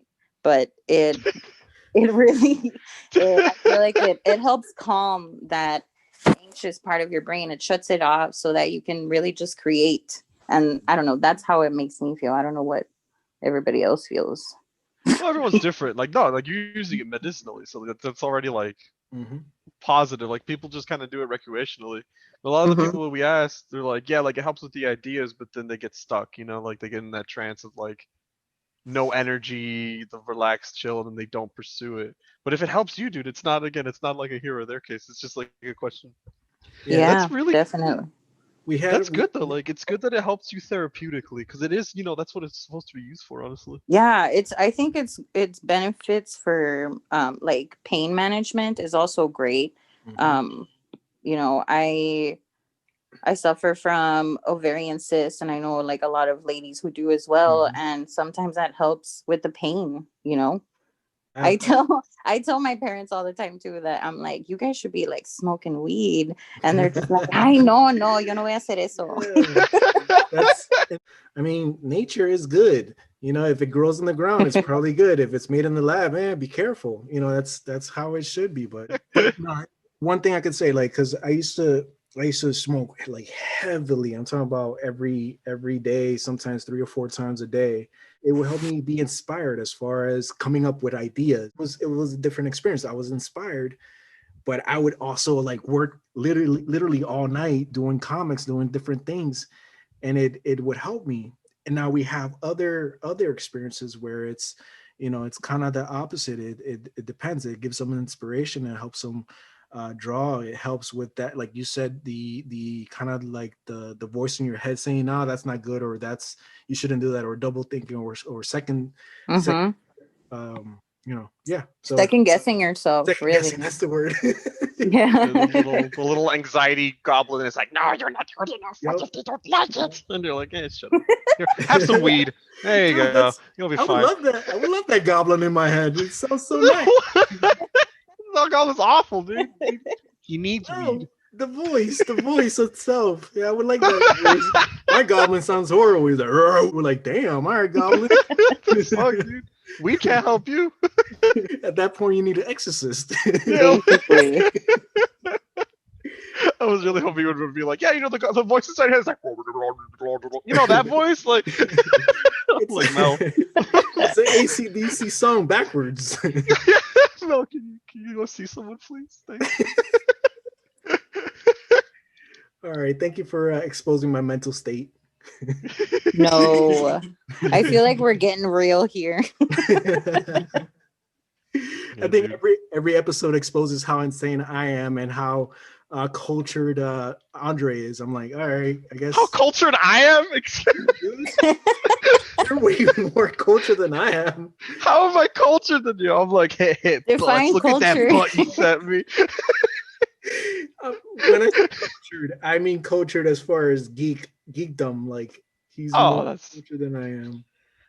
just because I live in my mom's basement. I don't have a not to flex or anything, but I work at a dead end job and do nothing but play video games. Yeah, watch movies too. Yeah, that's all me.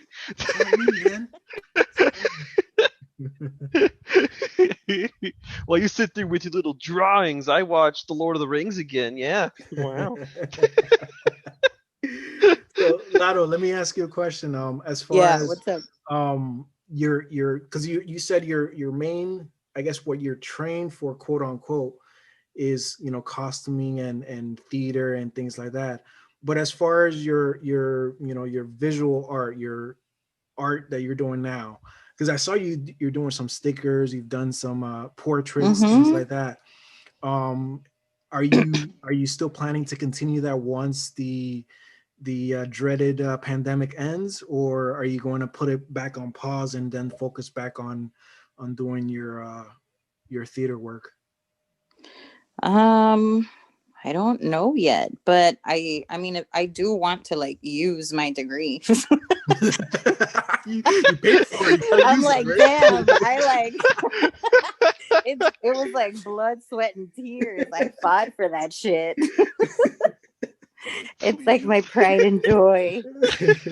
I think I do. I want to, eventually get into film. I think that's the main goal. If I were to say, if I were to have like a dream goal, it would be that I could design for films. I would like to know what it's like to either for films or for TV shows, because you kind of have like a character development.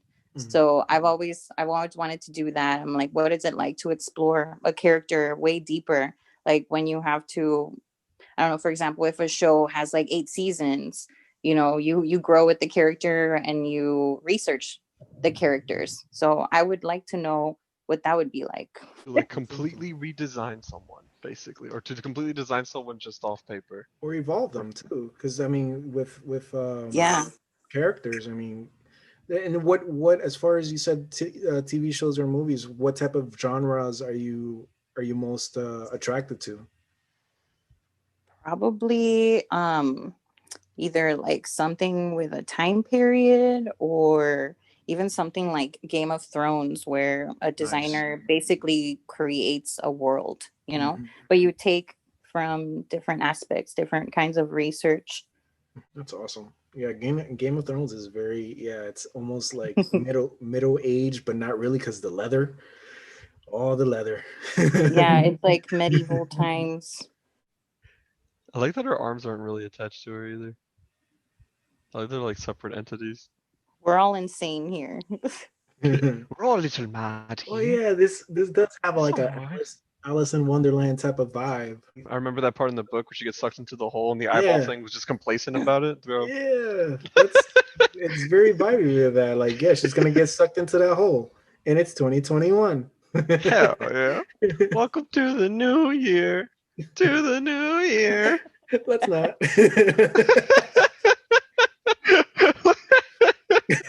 I'm really excited to see your costume pieces though. I want to see what you did with the mariachi. Do you have a picture of the mariachi thing? I don't think so. That was like so long ago, the Damn, you're like, mariachi thing. But I might have some somewhere in my laptop. I'm, I I'm want planning to. on I'm planning on doing like a portfolio on my website, because I just feel like sometimes the costume stuff needs explanation. Mhm. Um, so I was like, I'm just gonna put my portfolio up. So that's a project that I plan on doing this year.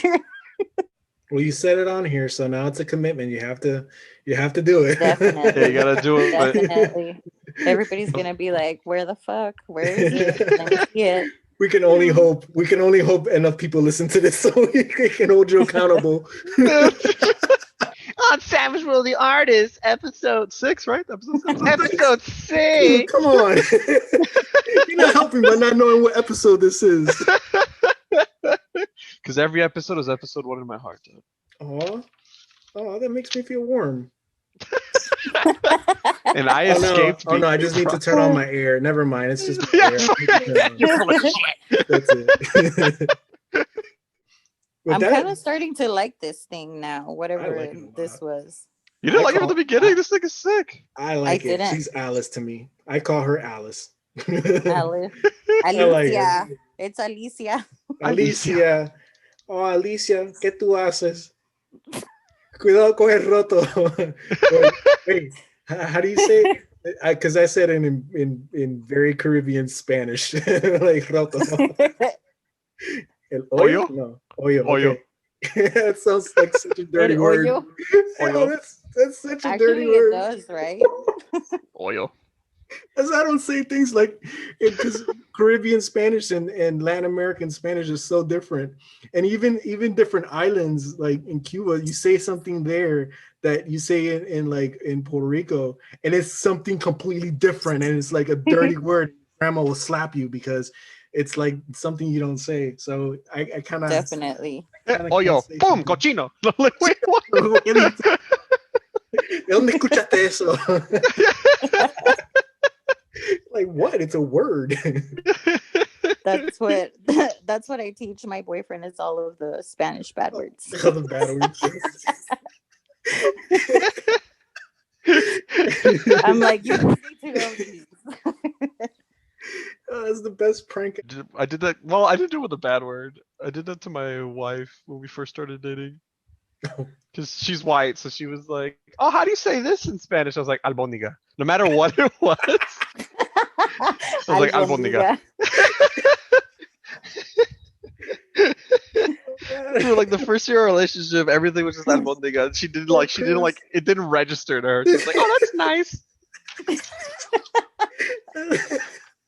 No, So, my So boyfriend's kind bad. of learning. I think he'll get there. He's from India, so I feel like Oh, he's really good at the pronunciation. And then since I listen to like a lot of reggaeton, that I'm there having to explain like what the words mean, and usually reggaeton is very sexual, so I'm there trying to like.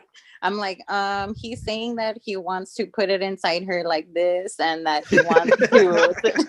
I was listening to one of your songs. What does chupa mi huevo mean? What does that mean? oh, And I keyword. mean, it's not it's not always like that, right? But some of the times I'm just kind of like, how do I explain this?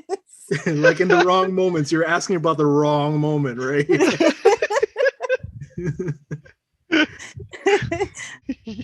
But like if he's learning Spanish, then I'm gonna have to learn Hindi, and it's really hard. And we try to teach each other, but it's just kind of like, babe, I'm just not getting it. I mean, Spanish is difficult too. English is the worst. English Yeah, is, oh my gosh, just if you like, can learn English, you can learn anything. yeah, English is like, what a mess of a language. Like, who the hell? Who made Why up is these the rules? T in depot silent? Or like, I don't know, we stole that from the French. That's them. I don't fucking know. Like in Spanish, yeah, like in Spanish, like, I forgot. Anyways, never mind. It's like like like Spanish, like something means what when you say something, that's what it means. In English, there's like 900 different ways of saying one thing. Like, why? Give me C C one C C. way. So the letter C, like you Yeah, can and see see, the ocean see, and in yeah, Spanish it's sí, como si, it's like yes, yes, sí. exactly. Like, why? You Done. bastards. I can barely speak Spanish. You want me to speak English too?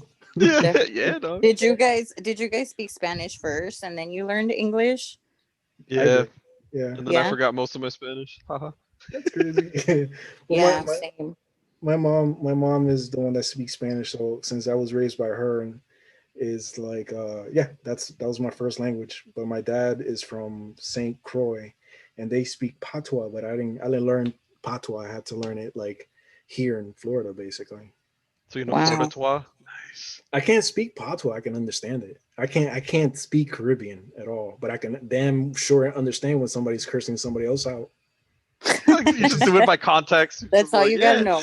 Yeah, that's when somebody gets that to that tone. That okay, let's get out of this situation. This is not the place to be. This is such a like. This is captivating. It is. Alicia, Alicia. Alicita. I like when an artist does something and you're really interested in it. I like it because you'll be like, so your name, yeah. So like, I'm like, I'm like, oh, he's paying attention right now. He's lost in the drawing. Somebody help him. Yeah. Somebody help him. That's He's learning basically what I something. was doing. I feel like I was just drawing, and I'm just like, what the fuck am I drawing? Hell yeah. There's But like, one how did you get into? Oh, what was the thing called again? The art style, transcendental into. I forgot what we called it. surrealism. Surrealism. How did you get into surrealism? Because a lot of your stuff is like Art Deco, surreal, like really beautiful stuff. Hmm. Thank you. Um, I learned about surrealist artists when I took like my first drawing class in high school, and they were basically teaching us like art history, and I learned about Salvador Dali. And Dali, yes. Nice. Dali, I mean, I know it's like cliche and whatever because everybody's like, oh, Dali, but like there's a reason why, everybody fucking likes him. Yeah, Mhm. He was there's a like reason that his name is he like was yeah, he was known. like on some shit, and Mhm. I just really liked the whole thought of like your subconscious telling you and talking to you through your artwork. So I tried to like explore that. I mean, that's basically how I draw most of my stuff. Like that's why I can't really just keep creating content because sometimes I'm just not feeling it. Like sometimes I just don't have something to say or even show because I do have a lot of other drawings that are more personal and like more in tune with what I was dreaming. but they're kind of grotesque, and I think I'm still figuring out what those things mean.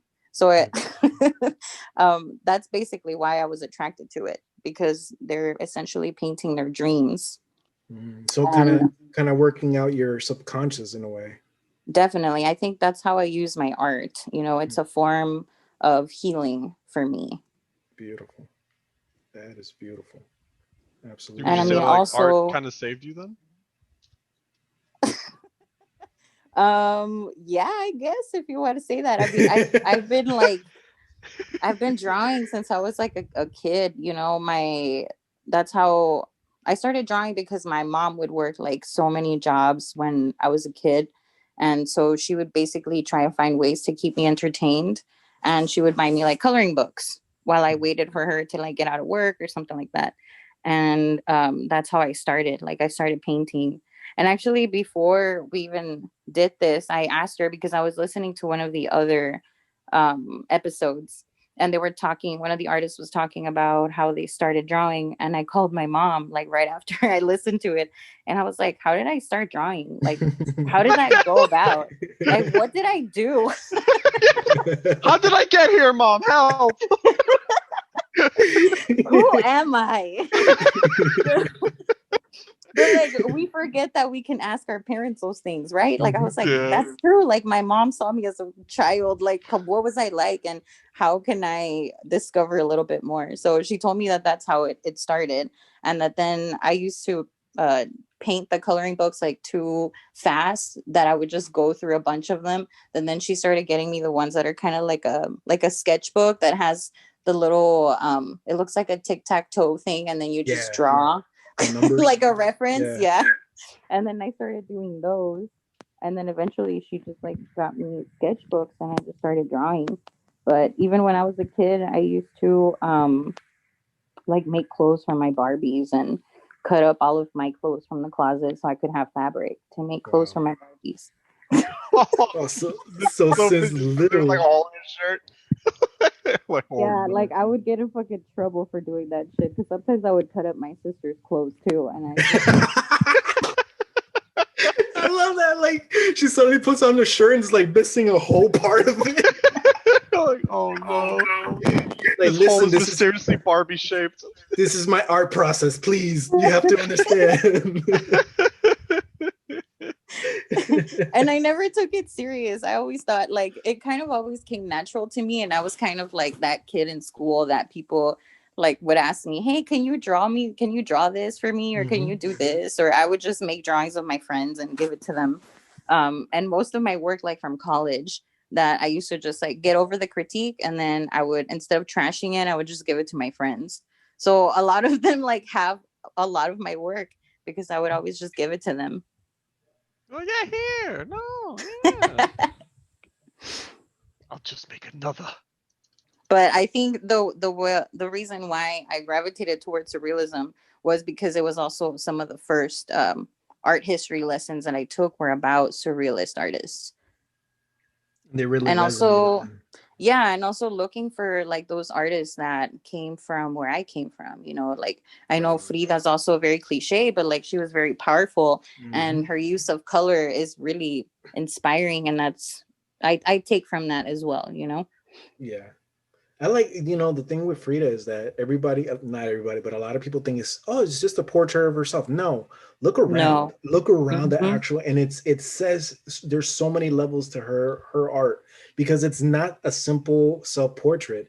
It actually Mm-mm. speaks about her mental state and her surroundings and what she's going through in her world and things like that. Yeah. And Definitely. that's definitely something that's, surreal artists know how to express perfectly. And it's how to search your mind for that. Yeah, I like to kind of say something without straight out just Mhm. saying it with my work. And a lot of it comes from I'm being a little bit more timid to open up just like that. So I draw it, and I mean, most of the time I don't even tell like the audience or people what it means or where those came about, or Mhm. why did you do this. I Mhm. usually don't talk about it, because I like to hear what people think. Yeah. Like their perspective is also really interesting. Like, what does this giraffe mean? Like when you said it was crying ice cream, like I haven't heard anybody say that it was ice cream. So that's that's really fun. What do people say? So people, I thought some people were saying that it was like goo. Other people were just like, wow, that giraffe is really sad. You just shattered Andre's world. So it's not ice cream? And the umbrella symbolizes the bowl that it collects the ice cream to eat. It can be ice cream, Andre. It could be whatever you It's want. up to you. That's You are the how creator. Haha. and that's it. See, and that's a key word there's a key thing that you just said there, about the fact that individuals interpret, and this is something that we've discussed before on the show about, about what is that art style? Geez, Abstract. abstract. Abstract. Yes. Mhm. See, I don't necessarily, I wouldn't say I don't like abstract. I just admittedly most of the times don't understand it. Now, surrealism is different for me. I have a friend on Instagram that does surreal collages, and it speaks on so many levels, because at that point, that type of art, even though abstract is this way as well, it gives you a lot more substance to kind of interpret what your own subconscious is trying to tell itself without actually telling itself. It's what you see Mm-hmm. that interprets what's inside. And Definitely. that's the thing with abstract artists like Dali. Dali knew how to dig into somebody's subconscious without having to like feed it to them, give it to them on a spoon or anything like that. He just brain fucked you and you didn't even notice that he did Why are the it. clocks melting? I don't know. Definitely. Why are the clocks melting? You're like, because my father left when you were young. Because your father left you when you were young. I'm gonna go cry now. No, So, but that's true. It's a way to for me it's like a way of communicating with myself too. Trying to figure out what's going on, what's bothering you. Um and most of the time you can see straight out like what, why did I draw this? I was feeling this way.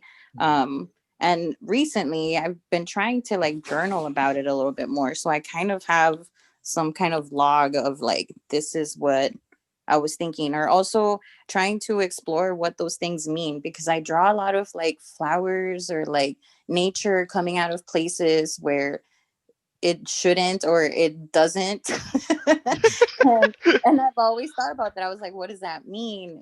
Why am I drawing these things like that? Or why do I choose these things? Why am I drawing it this way? Or why do I like this line work? So I try to ask myself those things so that I can grow as well.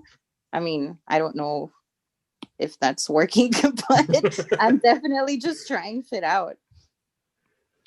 that's awesome. That's exploring oneself through art, and that's not in essence that's what art is, but it's one of the things that artists themselves, like Van Gogh, he would explore his own psyche with it. Same with Dali, just exploring your own psyche, and that's art therapy.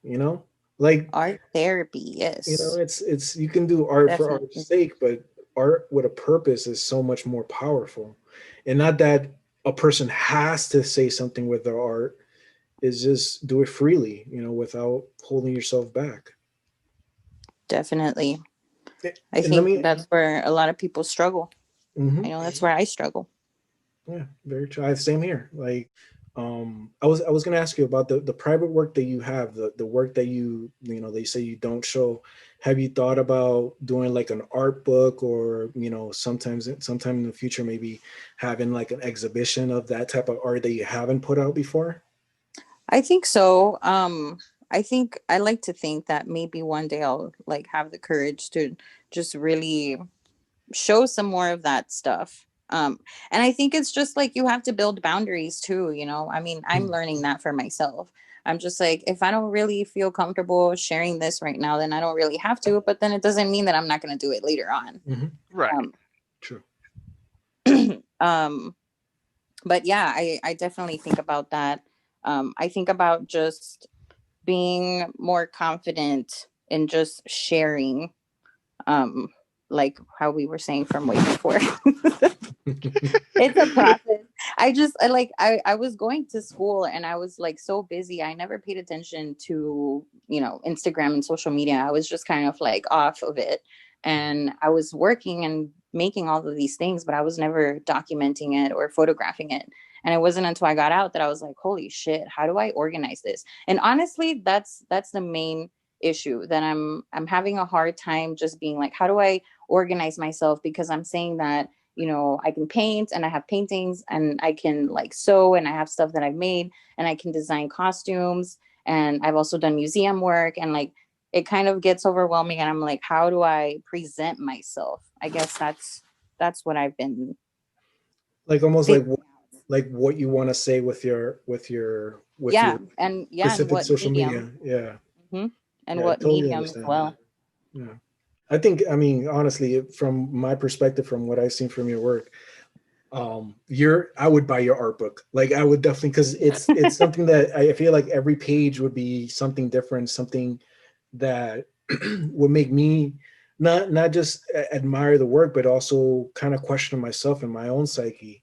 And that's something that's, like it would be valuable. Like I think you have that type of work that would make people question their own reality, in a way. I hope so. I think eventually, the end goal is always to help people. Hmm. And I don't, I've always struggled with kind of trying to know how does this skill and this talent that I have, how am I going to turn that into something that will help people? And I mean, I haven't really figured it out, and I don't know if I've even ever helped anybody with my artwork, but just the simple fact that people are participating and just seeing it, um, you know, we'll see what happens. And if I can get to a point where I develop something that can make a better impact or a bigger impact or a change.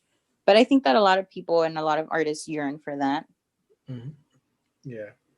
It's one thing, and again, we've spoken about this before. Sometimes the impact that you make, you won't see it until far in the future, and sometimes people will just come up to you and say, "Hey, your art, yeah, it's done this to me, it's done that to me."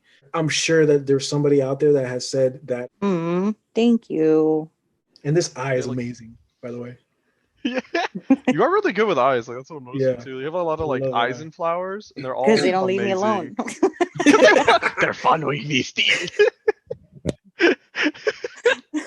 I had this like really weird dream like during quarantine and it was like these eyes and I was just like in a pool of just floating eyes and it was so What? creepy. And I remember seeing somebody on Instagram who had drawn something like that and I don't remember the artist's name, but he basically drew like a woman in a lake with like all these floating eyes and I'm like, oh my gosh, that's exactly how it felt and like what I saw. And then I start questioning like, does everybody just kind of go through a phase, like are artists connected in some way like that? That pool of creativity out there in the universe. You Yeah. never know. You never know. That's, there's this documentary that has this quote that says inspiration is like the wind. If you feel it and you don't do anything about it, it'll just fly off to somebody else and they'll feel it and they'll, go ahead and draw it Hmm. up. I'm like so captivated by this eye. I'm sorry. I'm still trying to figure out because I don't like the shape of it yet. You don't like the shape of it? It's so good though. It's like it's peering into my soul and telling me I'm telling me things. There's a pool of me. It's Find me, man. Find me. it's saying I know what you did. I'm like, what did I do? If I don't even know what I did, but I don't worry about it. And I'm sure I did it. The eye told me I did. I like how dilated it is. It's peering into the darkness of my soul. The dilation means it is looking into the darkness, right? Right. Or like you said, this is high as hell, man. This is high as I know. hell. It's having a No, good bro. ass time. No, bro. I was just staring because I'm high, bro. You're Like fun to look at, man. Alice, how much did you smoke? Alice, Alicia. I can't find my dime bag, bro. Are those a thing nowadays? Still? Dude, I don't smoke weed. I don't know, man. It's been a while for me. I don't smoke weed, dude. I'm asthmatic. I would love to though. I have edibles, Wait, but I don't think you get edibles in a dime bag. I mean, Dude, I love this piece so much. What's it yes, say to you, man? What's it say to you, Mel? What's this piece Yeah. telling you, dog? Tell me. I'm still stuck on Alicia. Like I see her going through the portal, maybe to a new world. Everything in the past is chaotic, and then through that portal is the unknown. Who knows what's gonna be? That's how I'm looking at it. And I don't know, drip, drip, See. drip, drip. Drip, Once drip, you drip, drip. once you take off the like sketchy lines, it just loses personality sometimes. I get that effect too. It's like for some reason sketching it gives it body. Yeah. I But have that once problem too. oh, I like it. Yeah, it looks good. I feel like still needs a background, but maybe I think I'm good with this. This is Hey. nice. I like it. I like it very much. My soul is saying something. What's it saying, dog? Tell us, Mel. What does your soul say? I like that she's smiling. That's what my soul is I saying. do like, yo, that's go back to the smile too. I know that. It's like I feel like I'm still debating. I'm like, do I want to do that? melting is okay. It's fine. Melting is fine. It's Everyone fine. with melts us. eventually. Don't say It that. gives me it gives me some like Coraline vibes. Ooh, yeah. Yeah. Nice. I can feel it. I can see that. Dude, that eye is so good. I feel like the eye is like us peering into this poor thing's existence and being like, yo, what the fuck is going on in here, dog? Oh man, like a crack in reality and just like peeking through the hole between worlds. Yeah, like you get a glimpse and you're like, man, that sucks. You know what? Maybe it's not so bad. Maybe my life is so bad right now. This kind of looks like an alien hand, this thing, now that I look at it. And I Does. wasn't Holy planning on crap. doing a hand. Oh, it does look like an alien hand. Oh my god. Maybe it's gonna be a alien invasion in 2020 or 2021. We're ready. You're We're speaking. ready. Just take you're- us already. You're drawing the future right now. Okay, I think I'm done. Okay, all right. So Awesome. we Your don't- turn. Oh no, I forgot. I have to draw. Why does this happen to me every time? I was like, oh, he's calm. He probably forgot he has to Man. do this now. Oh god. All right. You want me to Alright. take your place, dog? I got you, bro. I'll do it. No, I'm just Really? kidding. Oh. No, fuck it. Why you gotta give me hope and then take it away? All right, I got you, dude. I'll send you an MSS MS Paint thing. Okay. How Microsoft about Paint right now. Are you serious? Just do the shape. Do the shape and I'll draw from it. Do you know what you want? I'll do it. Yeah, just do MS Paint, send me the shape and I'll draw from the shape. Because I'm gonna be completely like selfish and be unfair and just like do a shape that I know I'm gonna be able to do easily. Because I'm a bastard that way. So That's true. Let me remember what the shape looked like, because it was this from this. yeah, see that? See that, young artist, see that? Can you see that? And then now it's this. It was that, now it's this. I dare you to do it. But don't forget, I guys, dare you. it looks like this. Double dog I'm dare like, you don't to do forget that it looks like this sometimes too. So it. before it looks like this. Very true. Very true. Hold Are on. you actually gonna use mine? Yeah. And it Yeah. squiggles Yeah. just for you. I'm so excited right now. Actually, So let me do it. Andre's making the squiggles, and then Mel's gonna draw from that. Yep. Yeah, Exactly right. I'm excited. This is gonna be so fun. Look at it. Oh, I moved it. Oh yeah. I moved the squiggle around. I was playing around with it to see what I see. That's actually, this is the original squiggle. Wait, no, this is it. All right. You can do it. I believe in you. This is the savagery. Come on. I already see it. Yeah. Yeah. I think I do. Yeah. What do you see? A grandma. I would love to see this grandma. Yeah. Dude. What kind of fifth dimension psychedelic grandma are you looking at? Oh, wait. All right. Hold on. I see the string of a yo-yo. After you try to do it around the world and it spins out and gets all knotted. Actually, yeah. That's I can distort it, right? I can distort it to my liking, right? Yeah. Let's say There's yes. no rules here. The only rule is that you have to use it. Other than that. All right. Cool. All right. I'm never gonna forgive you, Andre, by the way.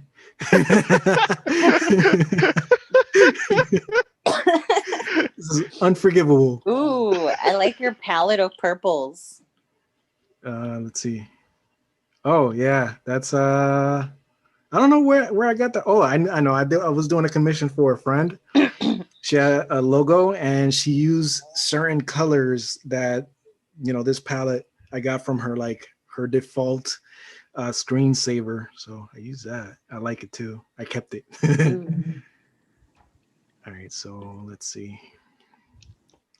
I think I'm gonna go old school. Old school. Yeah. And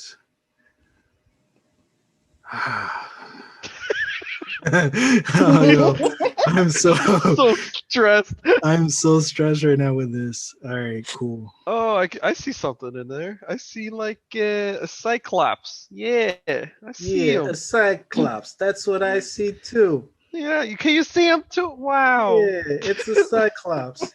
No, I can't see a cyclops. What are He's you like- talking about?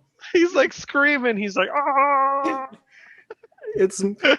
He's screaming because I'm screaming. It's a representation. I think of this my is culture. this is a good base. I can see a lot of things. Aha. Hold on. What am I doing with my life right now? Yo, I bet you a good bass dog. She said it. She's the master here. She said I made a good one.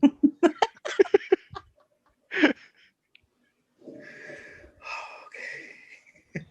Just bear with me. This is gonna take some time. I feel I'll get there. Don't I worry. feel like I gave you guys homework or something, and now you're like, fuck. And I'm over here like, we're just gonna make a little scribble and it's gonna turn into something beautiful. You're like, wow. It's turning into a melted ghost lady. I'm working on some issues right now. I'm working on my own issues right now. Yeah, what do you see, man? What do you see, dog? Let us know. I told you I'll see your grandma. You think I was joking? Yeah, I want to see this grandma. me too, dude. Maybe she's not a grandma. Geisha. I think it's a geisha. A geisha grandma? Damn, dude. Grandmas are awesome. Grandmas are what I aspire to be. Everybody who knows me knows that my biggest dream in life is to be a Mexican grandma. Like that's why I practice, like, I need to know how to make tamales. I need to know how to make all Mexican food because I want to be a Mexican grandma. Hell yeah. The good thing about grandmas is that they can say whatever the hell they want and nobody can hold them accountable because they're a grandma. Like literally could say whatever you want. True. It's like nobody's gonna say, Grandma, don't say that. Like, yo digo lo que me dé la gana. Definitely. Like, okay, Grandma, I guess you can. Oh, grandma. All right, geisha. Yo, where do you see it? Oh, I can kind of see where you can see a geisha. She's like kind of kneeling Oh, down. Her hair's like in yes. her face or whatever. Yeah, I can kind of see that too now with the hair. Our viewers are gonna be like, "What the fuck are they seeing?" What the fuck is wrong with them? If this is what it takes to be an artist, I don't know if I can do it. Like, well, All I saw was I give up. squiggles. All I see is squiggles. I don't get it. This is the art test. If you fail this test, I don't know what to do for you. I don't know. I love that this is what it turned into, just like an exercise. Yeah, I But bet you would have liked my first prompt, didn't you? Weird clothes. I find it really fun to do. Oh yes. Okay, so Mel, you see where your chin and like head is? My own chin and head? Yeah, like that you drew for the geisha. You see where the chin and the head is? Yeah. That was the Cyclops' eye. Right under that, that weird thing was its mouth. This was its mouth. Yeah, yeah. Like that was This like is the head part. Cyclop. Yeah. Yeah. Yeah, you just do like a Cyclops geisha, abuelita. Ooh. You gave me ideas. Maybe she's not a geisha. Oh no. Let's see. I don't know now. What is It could be this? it could be anything. You're just using the lines as guides. Yeah. Let the guides take you. Where they But taking don't you, man? but don't box yourself in. Explore. They're only guides. It's like a GPS. It'll just say recalculating route. Just go. Just go. What if the GPS gets you lost? Those things are not perfect. Damn dog. My GPS is crying though. Ooh. Ay, que pretty. She has a flower. Dude, I'm Have you horrible. ever drawn a geisha before? No, never in my life have I even considered drawing a geisha. I don't even know how this came about. Oh yeah, I remember now. Look at that. Wow. Okay. All right. Angles. Dude, you just pooped out this geisha out of squiggles in like 2 seconds. What the fuck? You were like all worried and shit. Yeah, you're doing a really good job. It just appeared. Did it now? I'm just missing some more hair. That's it. So what's your favorite experience in school? What sticks with you the most, Laro? I'm thinking about it. No worries. I'm Yeah, like what's- the stress. That's all you remember. You're like, it was I'm so like- hard. The trauma. Ah! I think my favorite part about being over here is just having 3 years to just focus on your art. Like when do you get to say that you're gonna be able to do that? You know, that's True. why when that opportunity was there, I was like, yeah, I'm gonna do it. I'm gonna take it. Oh, it's a Cyclops geisha. Oh, This is your fault. But good. I You can just- see why it's more enjoyable to just watch because it's like you get lost in it. Right? Like I have like questions to ask you, but I'm just so mesmerized by this Cyclops geisha. Like, look at it. It's happening. But I can see that like having that time where it's just you can just be as creative as you, and like your lesson plans, like your homework is to do art. That would be a dream. Like that's every artist. Like be able to just learn art and do art and just have your life just revolve around art. I find Definitely. that to be like, yeah, it's perfect. I think sometimes it's even like unreal that I'm like, oh, this is my homework. This is my job.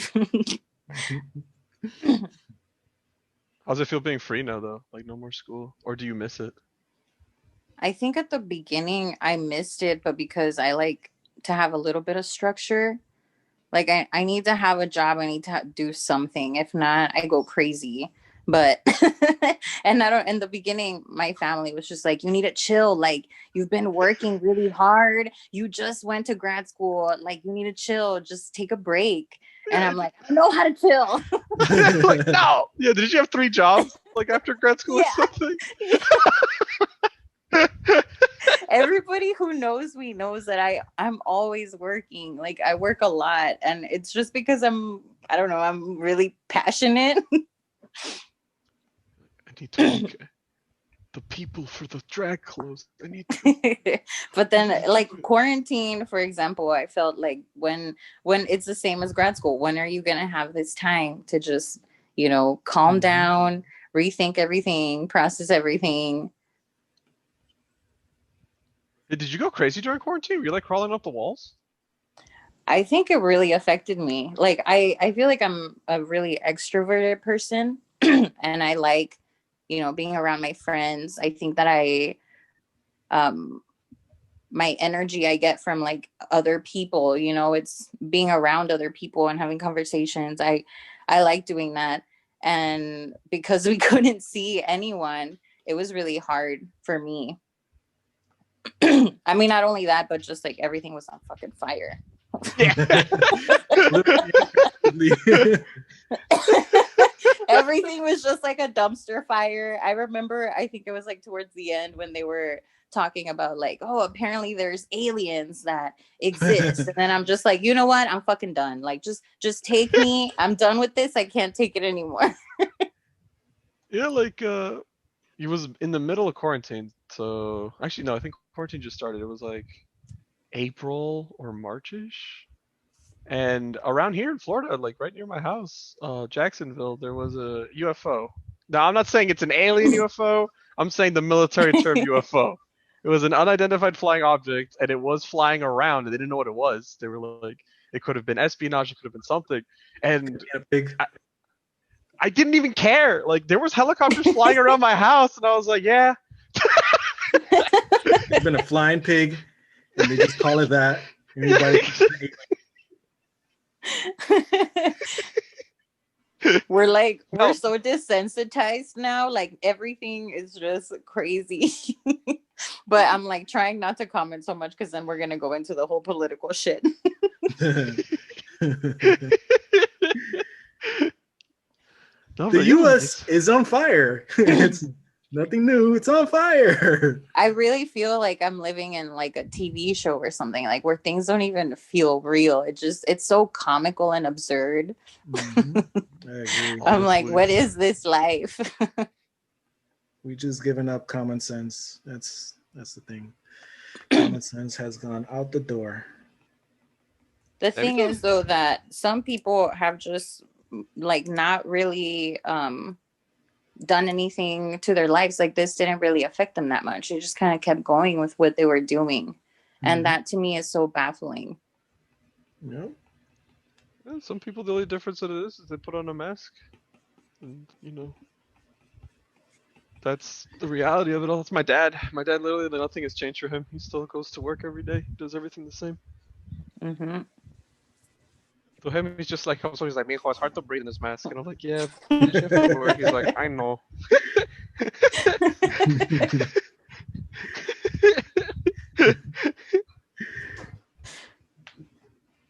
Dude, how did you pop out this Cyclops? Like, you were freaking out.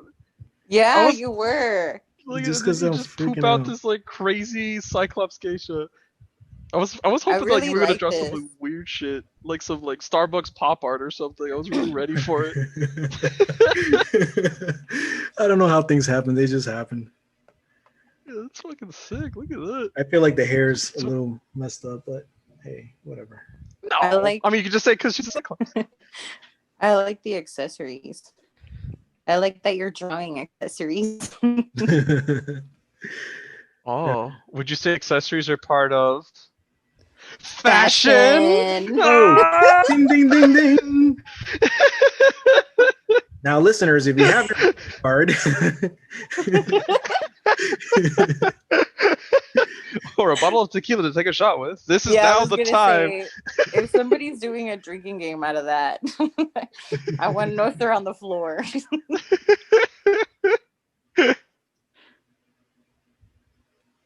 I don't know what that is. Don't ask me. It's just there. Dog, just keep the swirly, dog. Just keep it. Keep the swirly. I left that for you. That was a special thing for you. Yeah, you go. She's got a crazy hair right there. But do you still are you still going to try to pursue fashion, Lotto? Or do you just think, we're just going to take it with the costume thing and like leave fashion to the wayside? Or which one is your priority now? I think a part of me likes to dream about what it would be like if I just transitioned completely into wanting to be a fashion designer, because that was the, goal from the very beginning. Mm-hmm. But everything that I've learned, like just in theater and working with other people, it's really hard to let that go. And I miss it a lot. Even I miss the rehearsals and the costume fittings and going to all of the meetings and discussing concepts and all of that. Like, I like working in that kind of environment.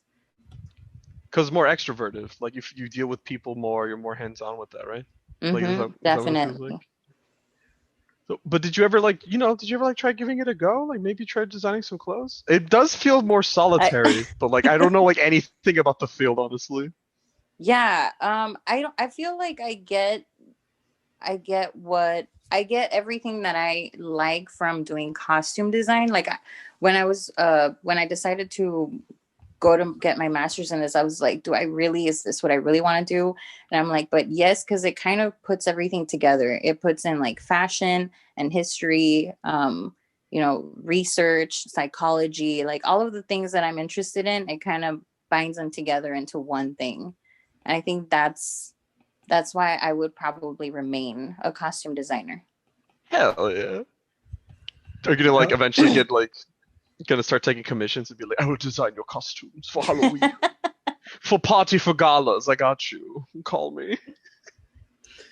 Is that interest at all? Like doing gowns, not gowns, but things for like high fashion, I guess you can say. Definitely. I think I want to explore kind of where like art and fashion intersect, and kind of more like sculptural pieces. And like with my thesis, I was exploring sort of that idea, where these pieces move and they're alive and they're a little bit more avant-garde.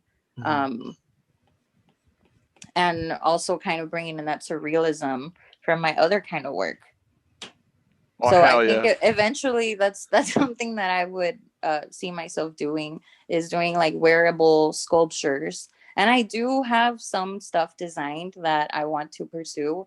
There's just right now I'm working on like getting resources, like I took this job so I could save money, so I could buy a sewing machine and buy supplies or whatever. But I'm also trying to see what I can make with what I have. For those of us in the audience, or for those people out there in the audience that don't know what avant-garde is, I'm not saying me. What does avant-garde mean?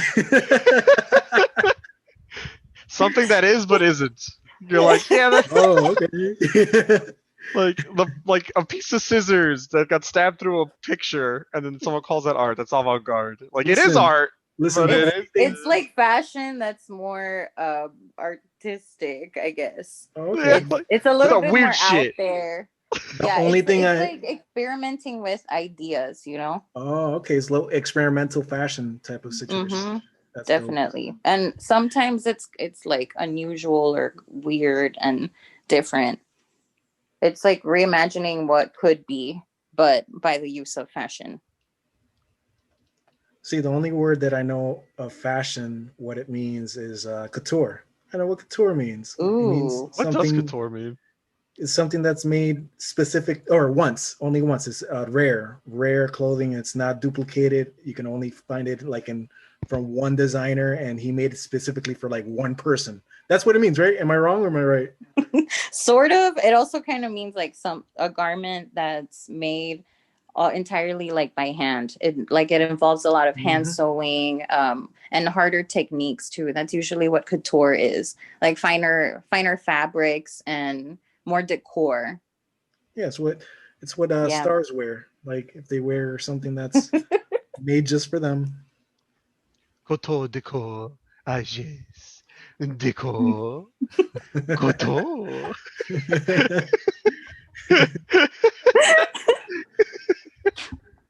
I What is like this going print on? that you're doing in the back. I really like it. It's I totally like swiped it from you. So It I looks told like you giraffe spots. I was gonna swipe something from you from your picture. So that's it. And then I'm gonna do the drips too. Yes. I'm gonna do some drips. Make the cyclopean Those geisha melt. those drip thingies are just so fun to do, honestly. I think that's why I just keep doing it because they're just fun. I'm gonna do the portal you made, kind of. Wait, so if I buy expensive fabric Wait, and no. then I Yeah. make a vest out of it, I can say that's couture? I mean, Ah? yes and no. I feel like if it was gonna be considered couture in my eyes, it would have to involve some kind of like um technical skill or something really decorative that takes a lot of time to do. I remember telling one of my advisors once that I was like, I want to like be able to sew couture and, work on these really great pieces. And then she was like, well, you have to sew like an angel. And I'm like, fuck, I can't do that. Okay. You can't do that yet. But once you're 100% couture.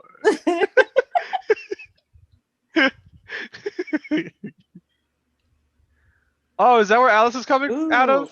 Is she Yeah, going to meet the maybe. geisha? yeah. What is that? Is that I like Alabama? that they're What'd you tied draw? together now Yeah, this is the exit of the of the portal. of the portal. Oh, that's so nice. At least she has a friend. Oops, I here. tend to do that a lot in my stuff too, like making those little portals. I have no Wait, you like portals portals? anymore. Secret tunnels?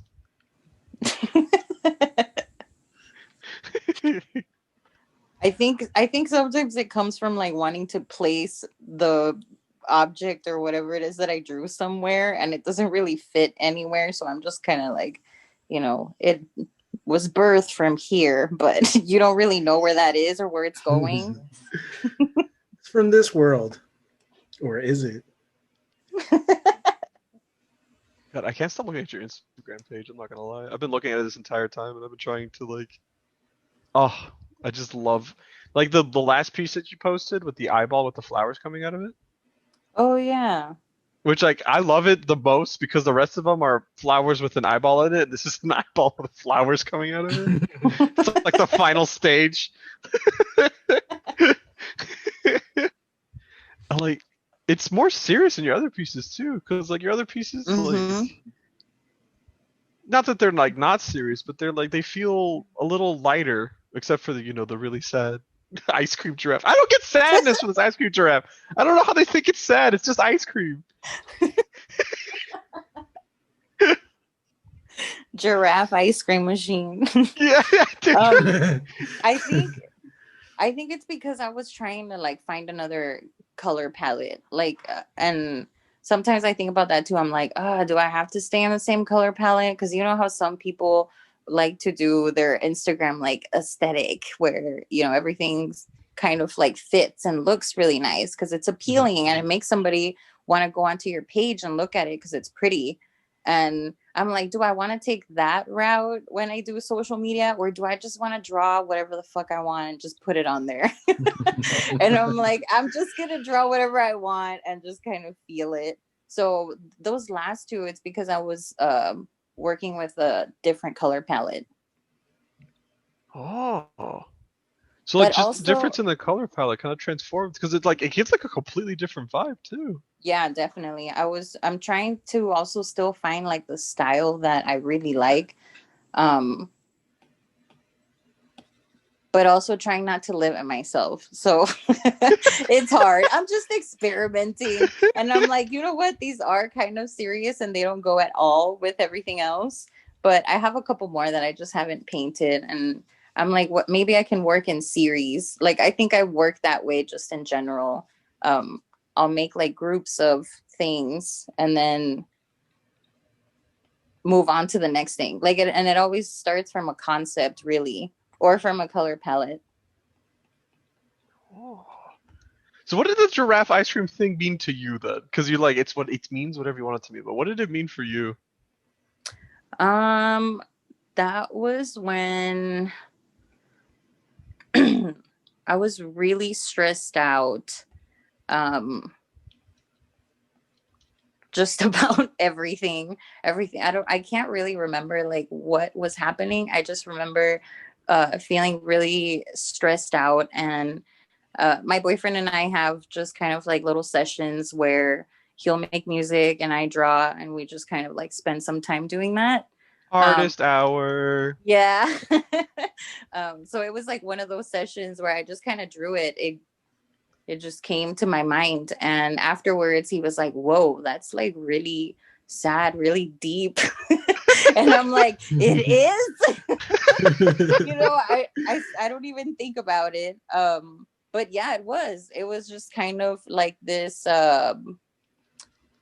ooze coming out of you, like this wanting of release, but you can't have it, and it's coming from a place that you don't know.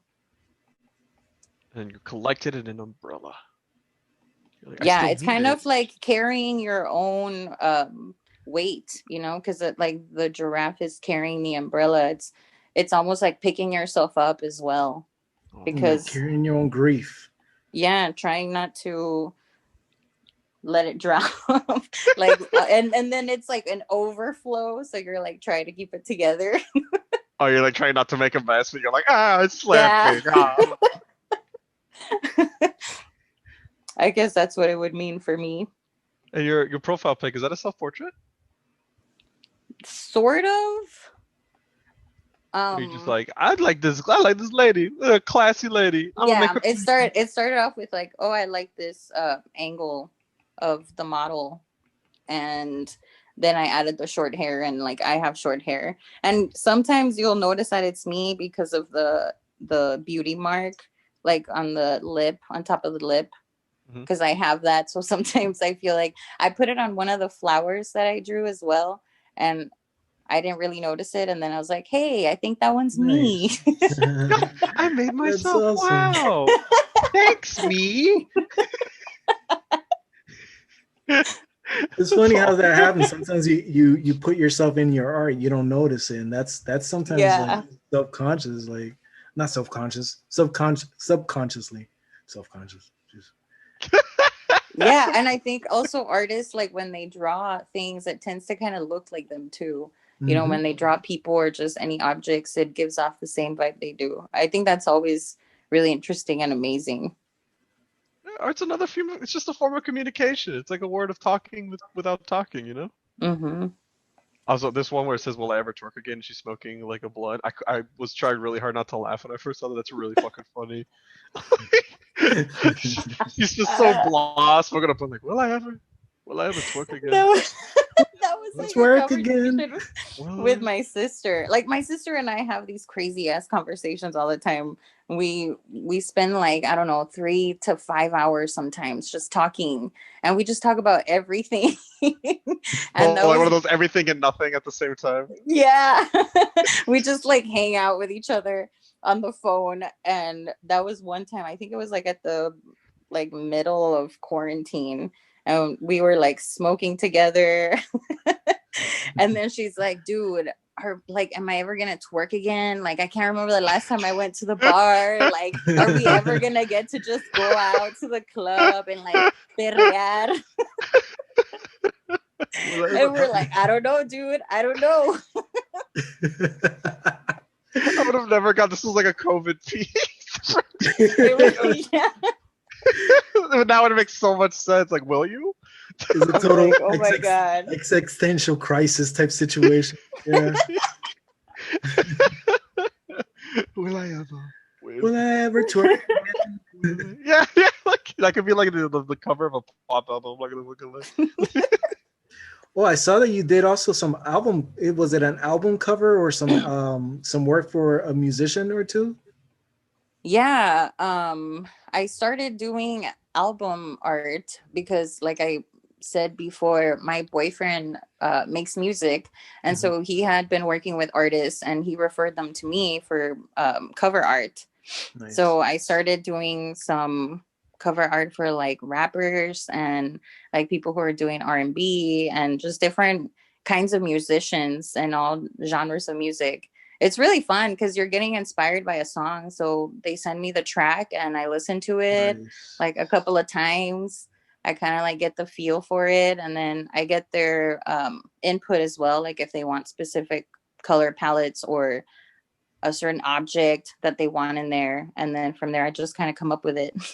Right on. It's really fun to do those because it goes back to like collaborating with other artists, Hmm. but I had never done it in that sense. I've never like ever thought about that for cover art. I literally thought like my ignorance of like cover art was just literally like the artists are just like looking through like a big book and they're like, I like that one.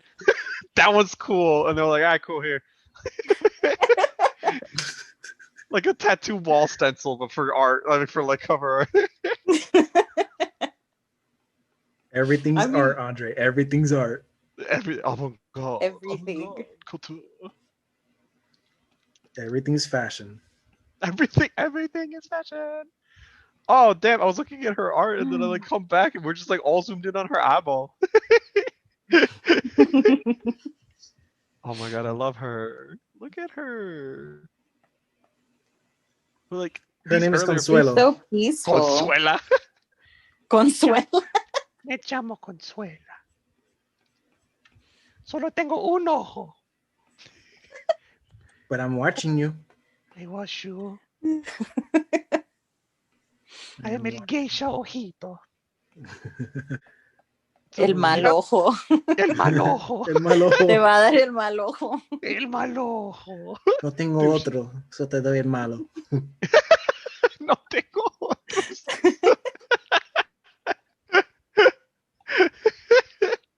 You also have these like other like this is the stuff that I like I can't stop staring at. Like I like looking at your other stuff because it's very pretty and very good. But I this like feeds my ADD so well. These like I don't know what to call them. They're like a bunch of like the squiggle arts. The monsters. Yeah, what some of my friends call them monsters. You're like yeah, I can see that. Yeah. How did that come to be? Was it part of your like the thingy we just did, like the exercise, and then you were just like, nah, this is a full Hmm. piece now. Yeah, yeah. Actually, I had made those. I think it was like last summer when it was kind of like a form of therapy. I think I talked about it previously, where I was like, I just take a couple of hours in the morning to have for myself, and I would do the little scribblies and just like kind of meditate on it. So there was no stopping. The only rule that I gave myself was that I couldn't stop. I just had to keep on going and like following your intuition.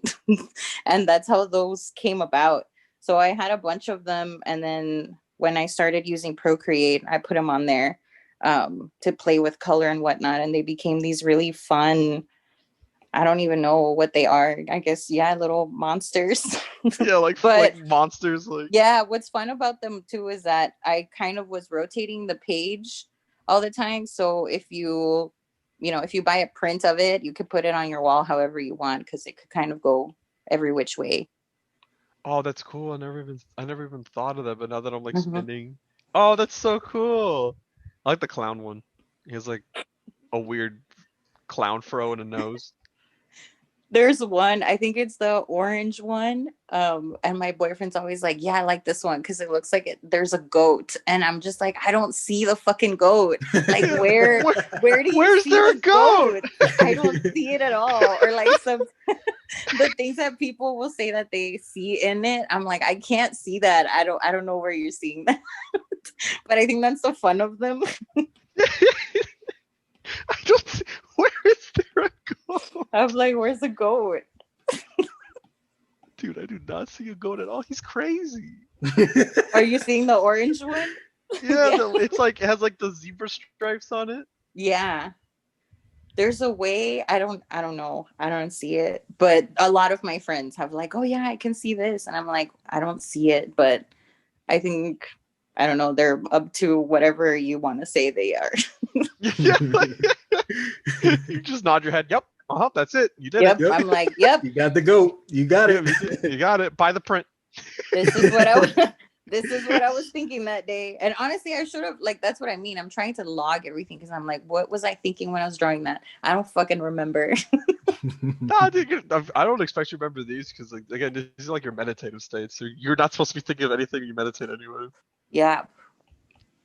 They were fun. They were a good exercise, and it got me started with Procreate because I didn't really know how to use it. I got it because I wanted to make it easier for me to design my costumes, because you can do like layers or whatever, or you can change colors instantly, like if you're in a meeting. And I always used it in that way, but I hadn't really learned Procreate. And it wasn't until quarantine that I was like, well, I have all this free time. Let me watch videos on YouTube and just start doing this thing. See, and the thing is that it's such an approachable program too. Like, it's not overcomplicated like Photoshop. Yeah, it's crazy what you can do with it. You know what these are? These are Art Deco microscopic organisms. That's what these are. You're still exploring the She told me, like, bro, she said, like, yeah, you can spin them, and they're not. Now I'm spinning them, and I'm like, oh fuck. There's so much more. You're going on a trip over there. You're like, whoa, bro. Oh no. It's like when the acid hits finally. You're like, holy shit. Kids don't do acid. Or Kids do don't acid. do drugs. Do acid? Which one was it? We Do or just don't? talked about weed. don't That's totally not acid. Come on, man. I come from a conservative household, and all the drugs are the same. Tylenol is just the same as acid, and that's the same as weed. That's what I thought. Go drink your Capri Sun. Pobrecito. Pobrecito. Also, I really like this, like, alien lady in the giant wine glass. Just chill. Oh, I'm like, what are you talking about? Oh yeah, my work. Yeah, like, what are you Mel's drawing a geisha sidewalk. No, this is the end of the show.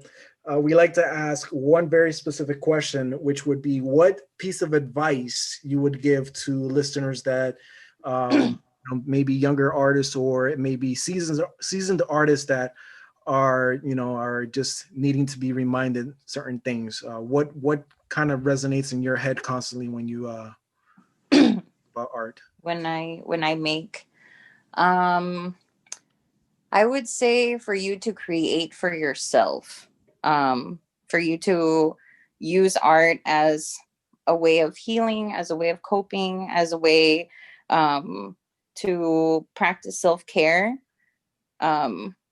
I would say for them to explore everything you can, like be curious about the world and look at things from different perspectives. I would say to also follow your fears, because that's what I live my life by. I follow everything that scares me. If moving to California scares me, I did it. If going to grad school and giving up everything for 3 years to practice my craft, it scared the hell out of me, but I did it. And I think that's going to get you to a really special place, and hopefully to finding yourself. That's all we can do. That's all we can do. It's, try to better yourself.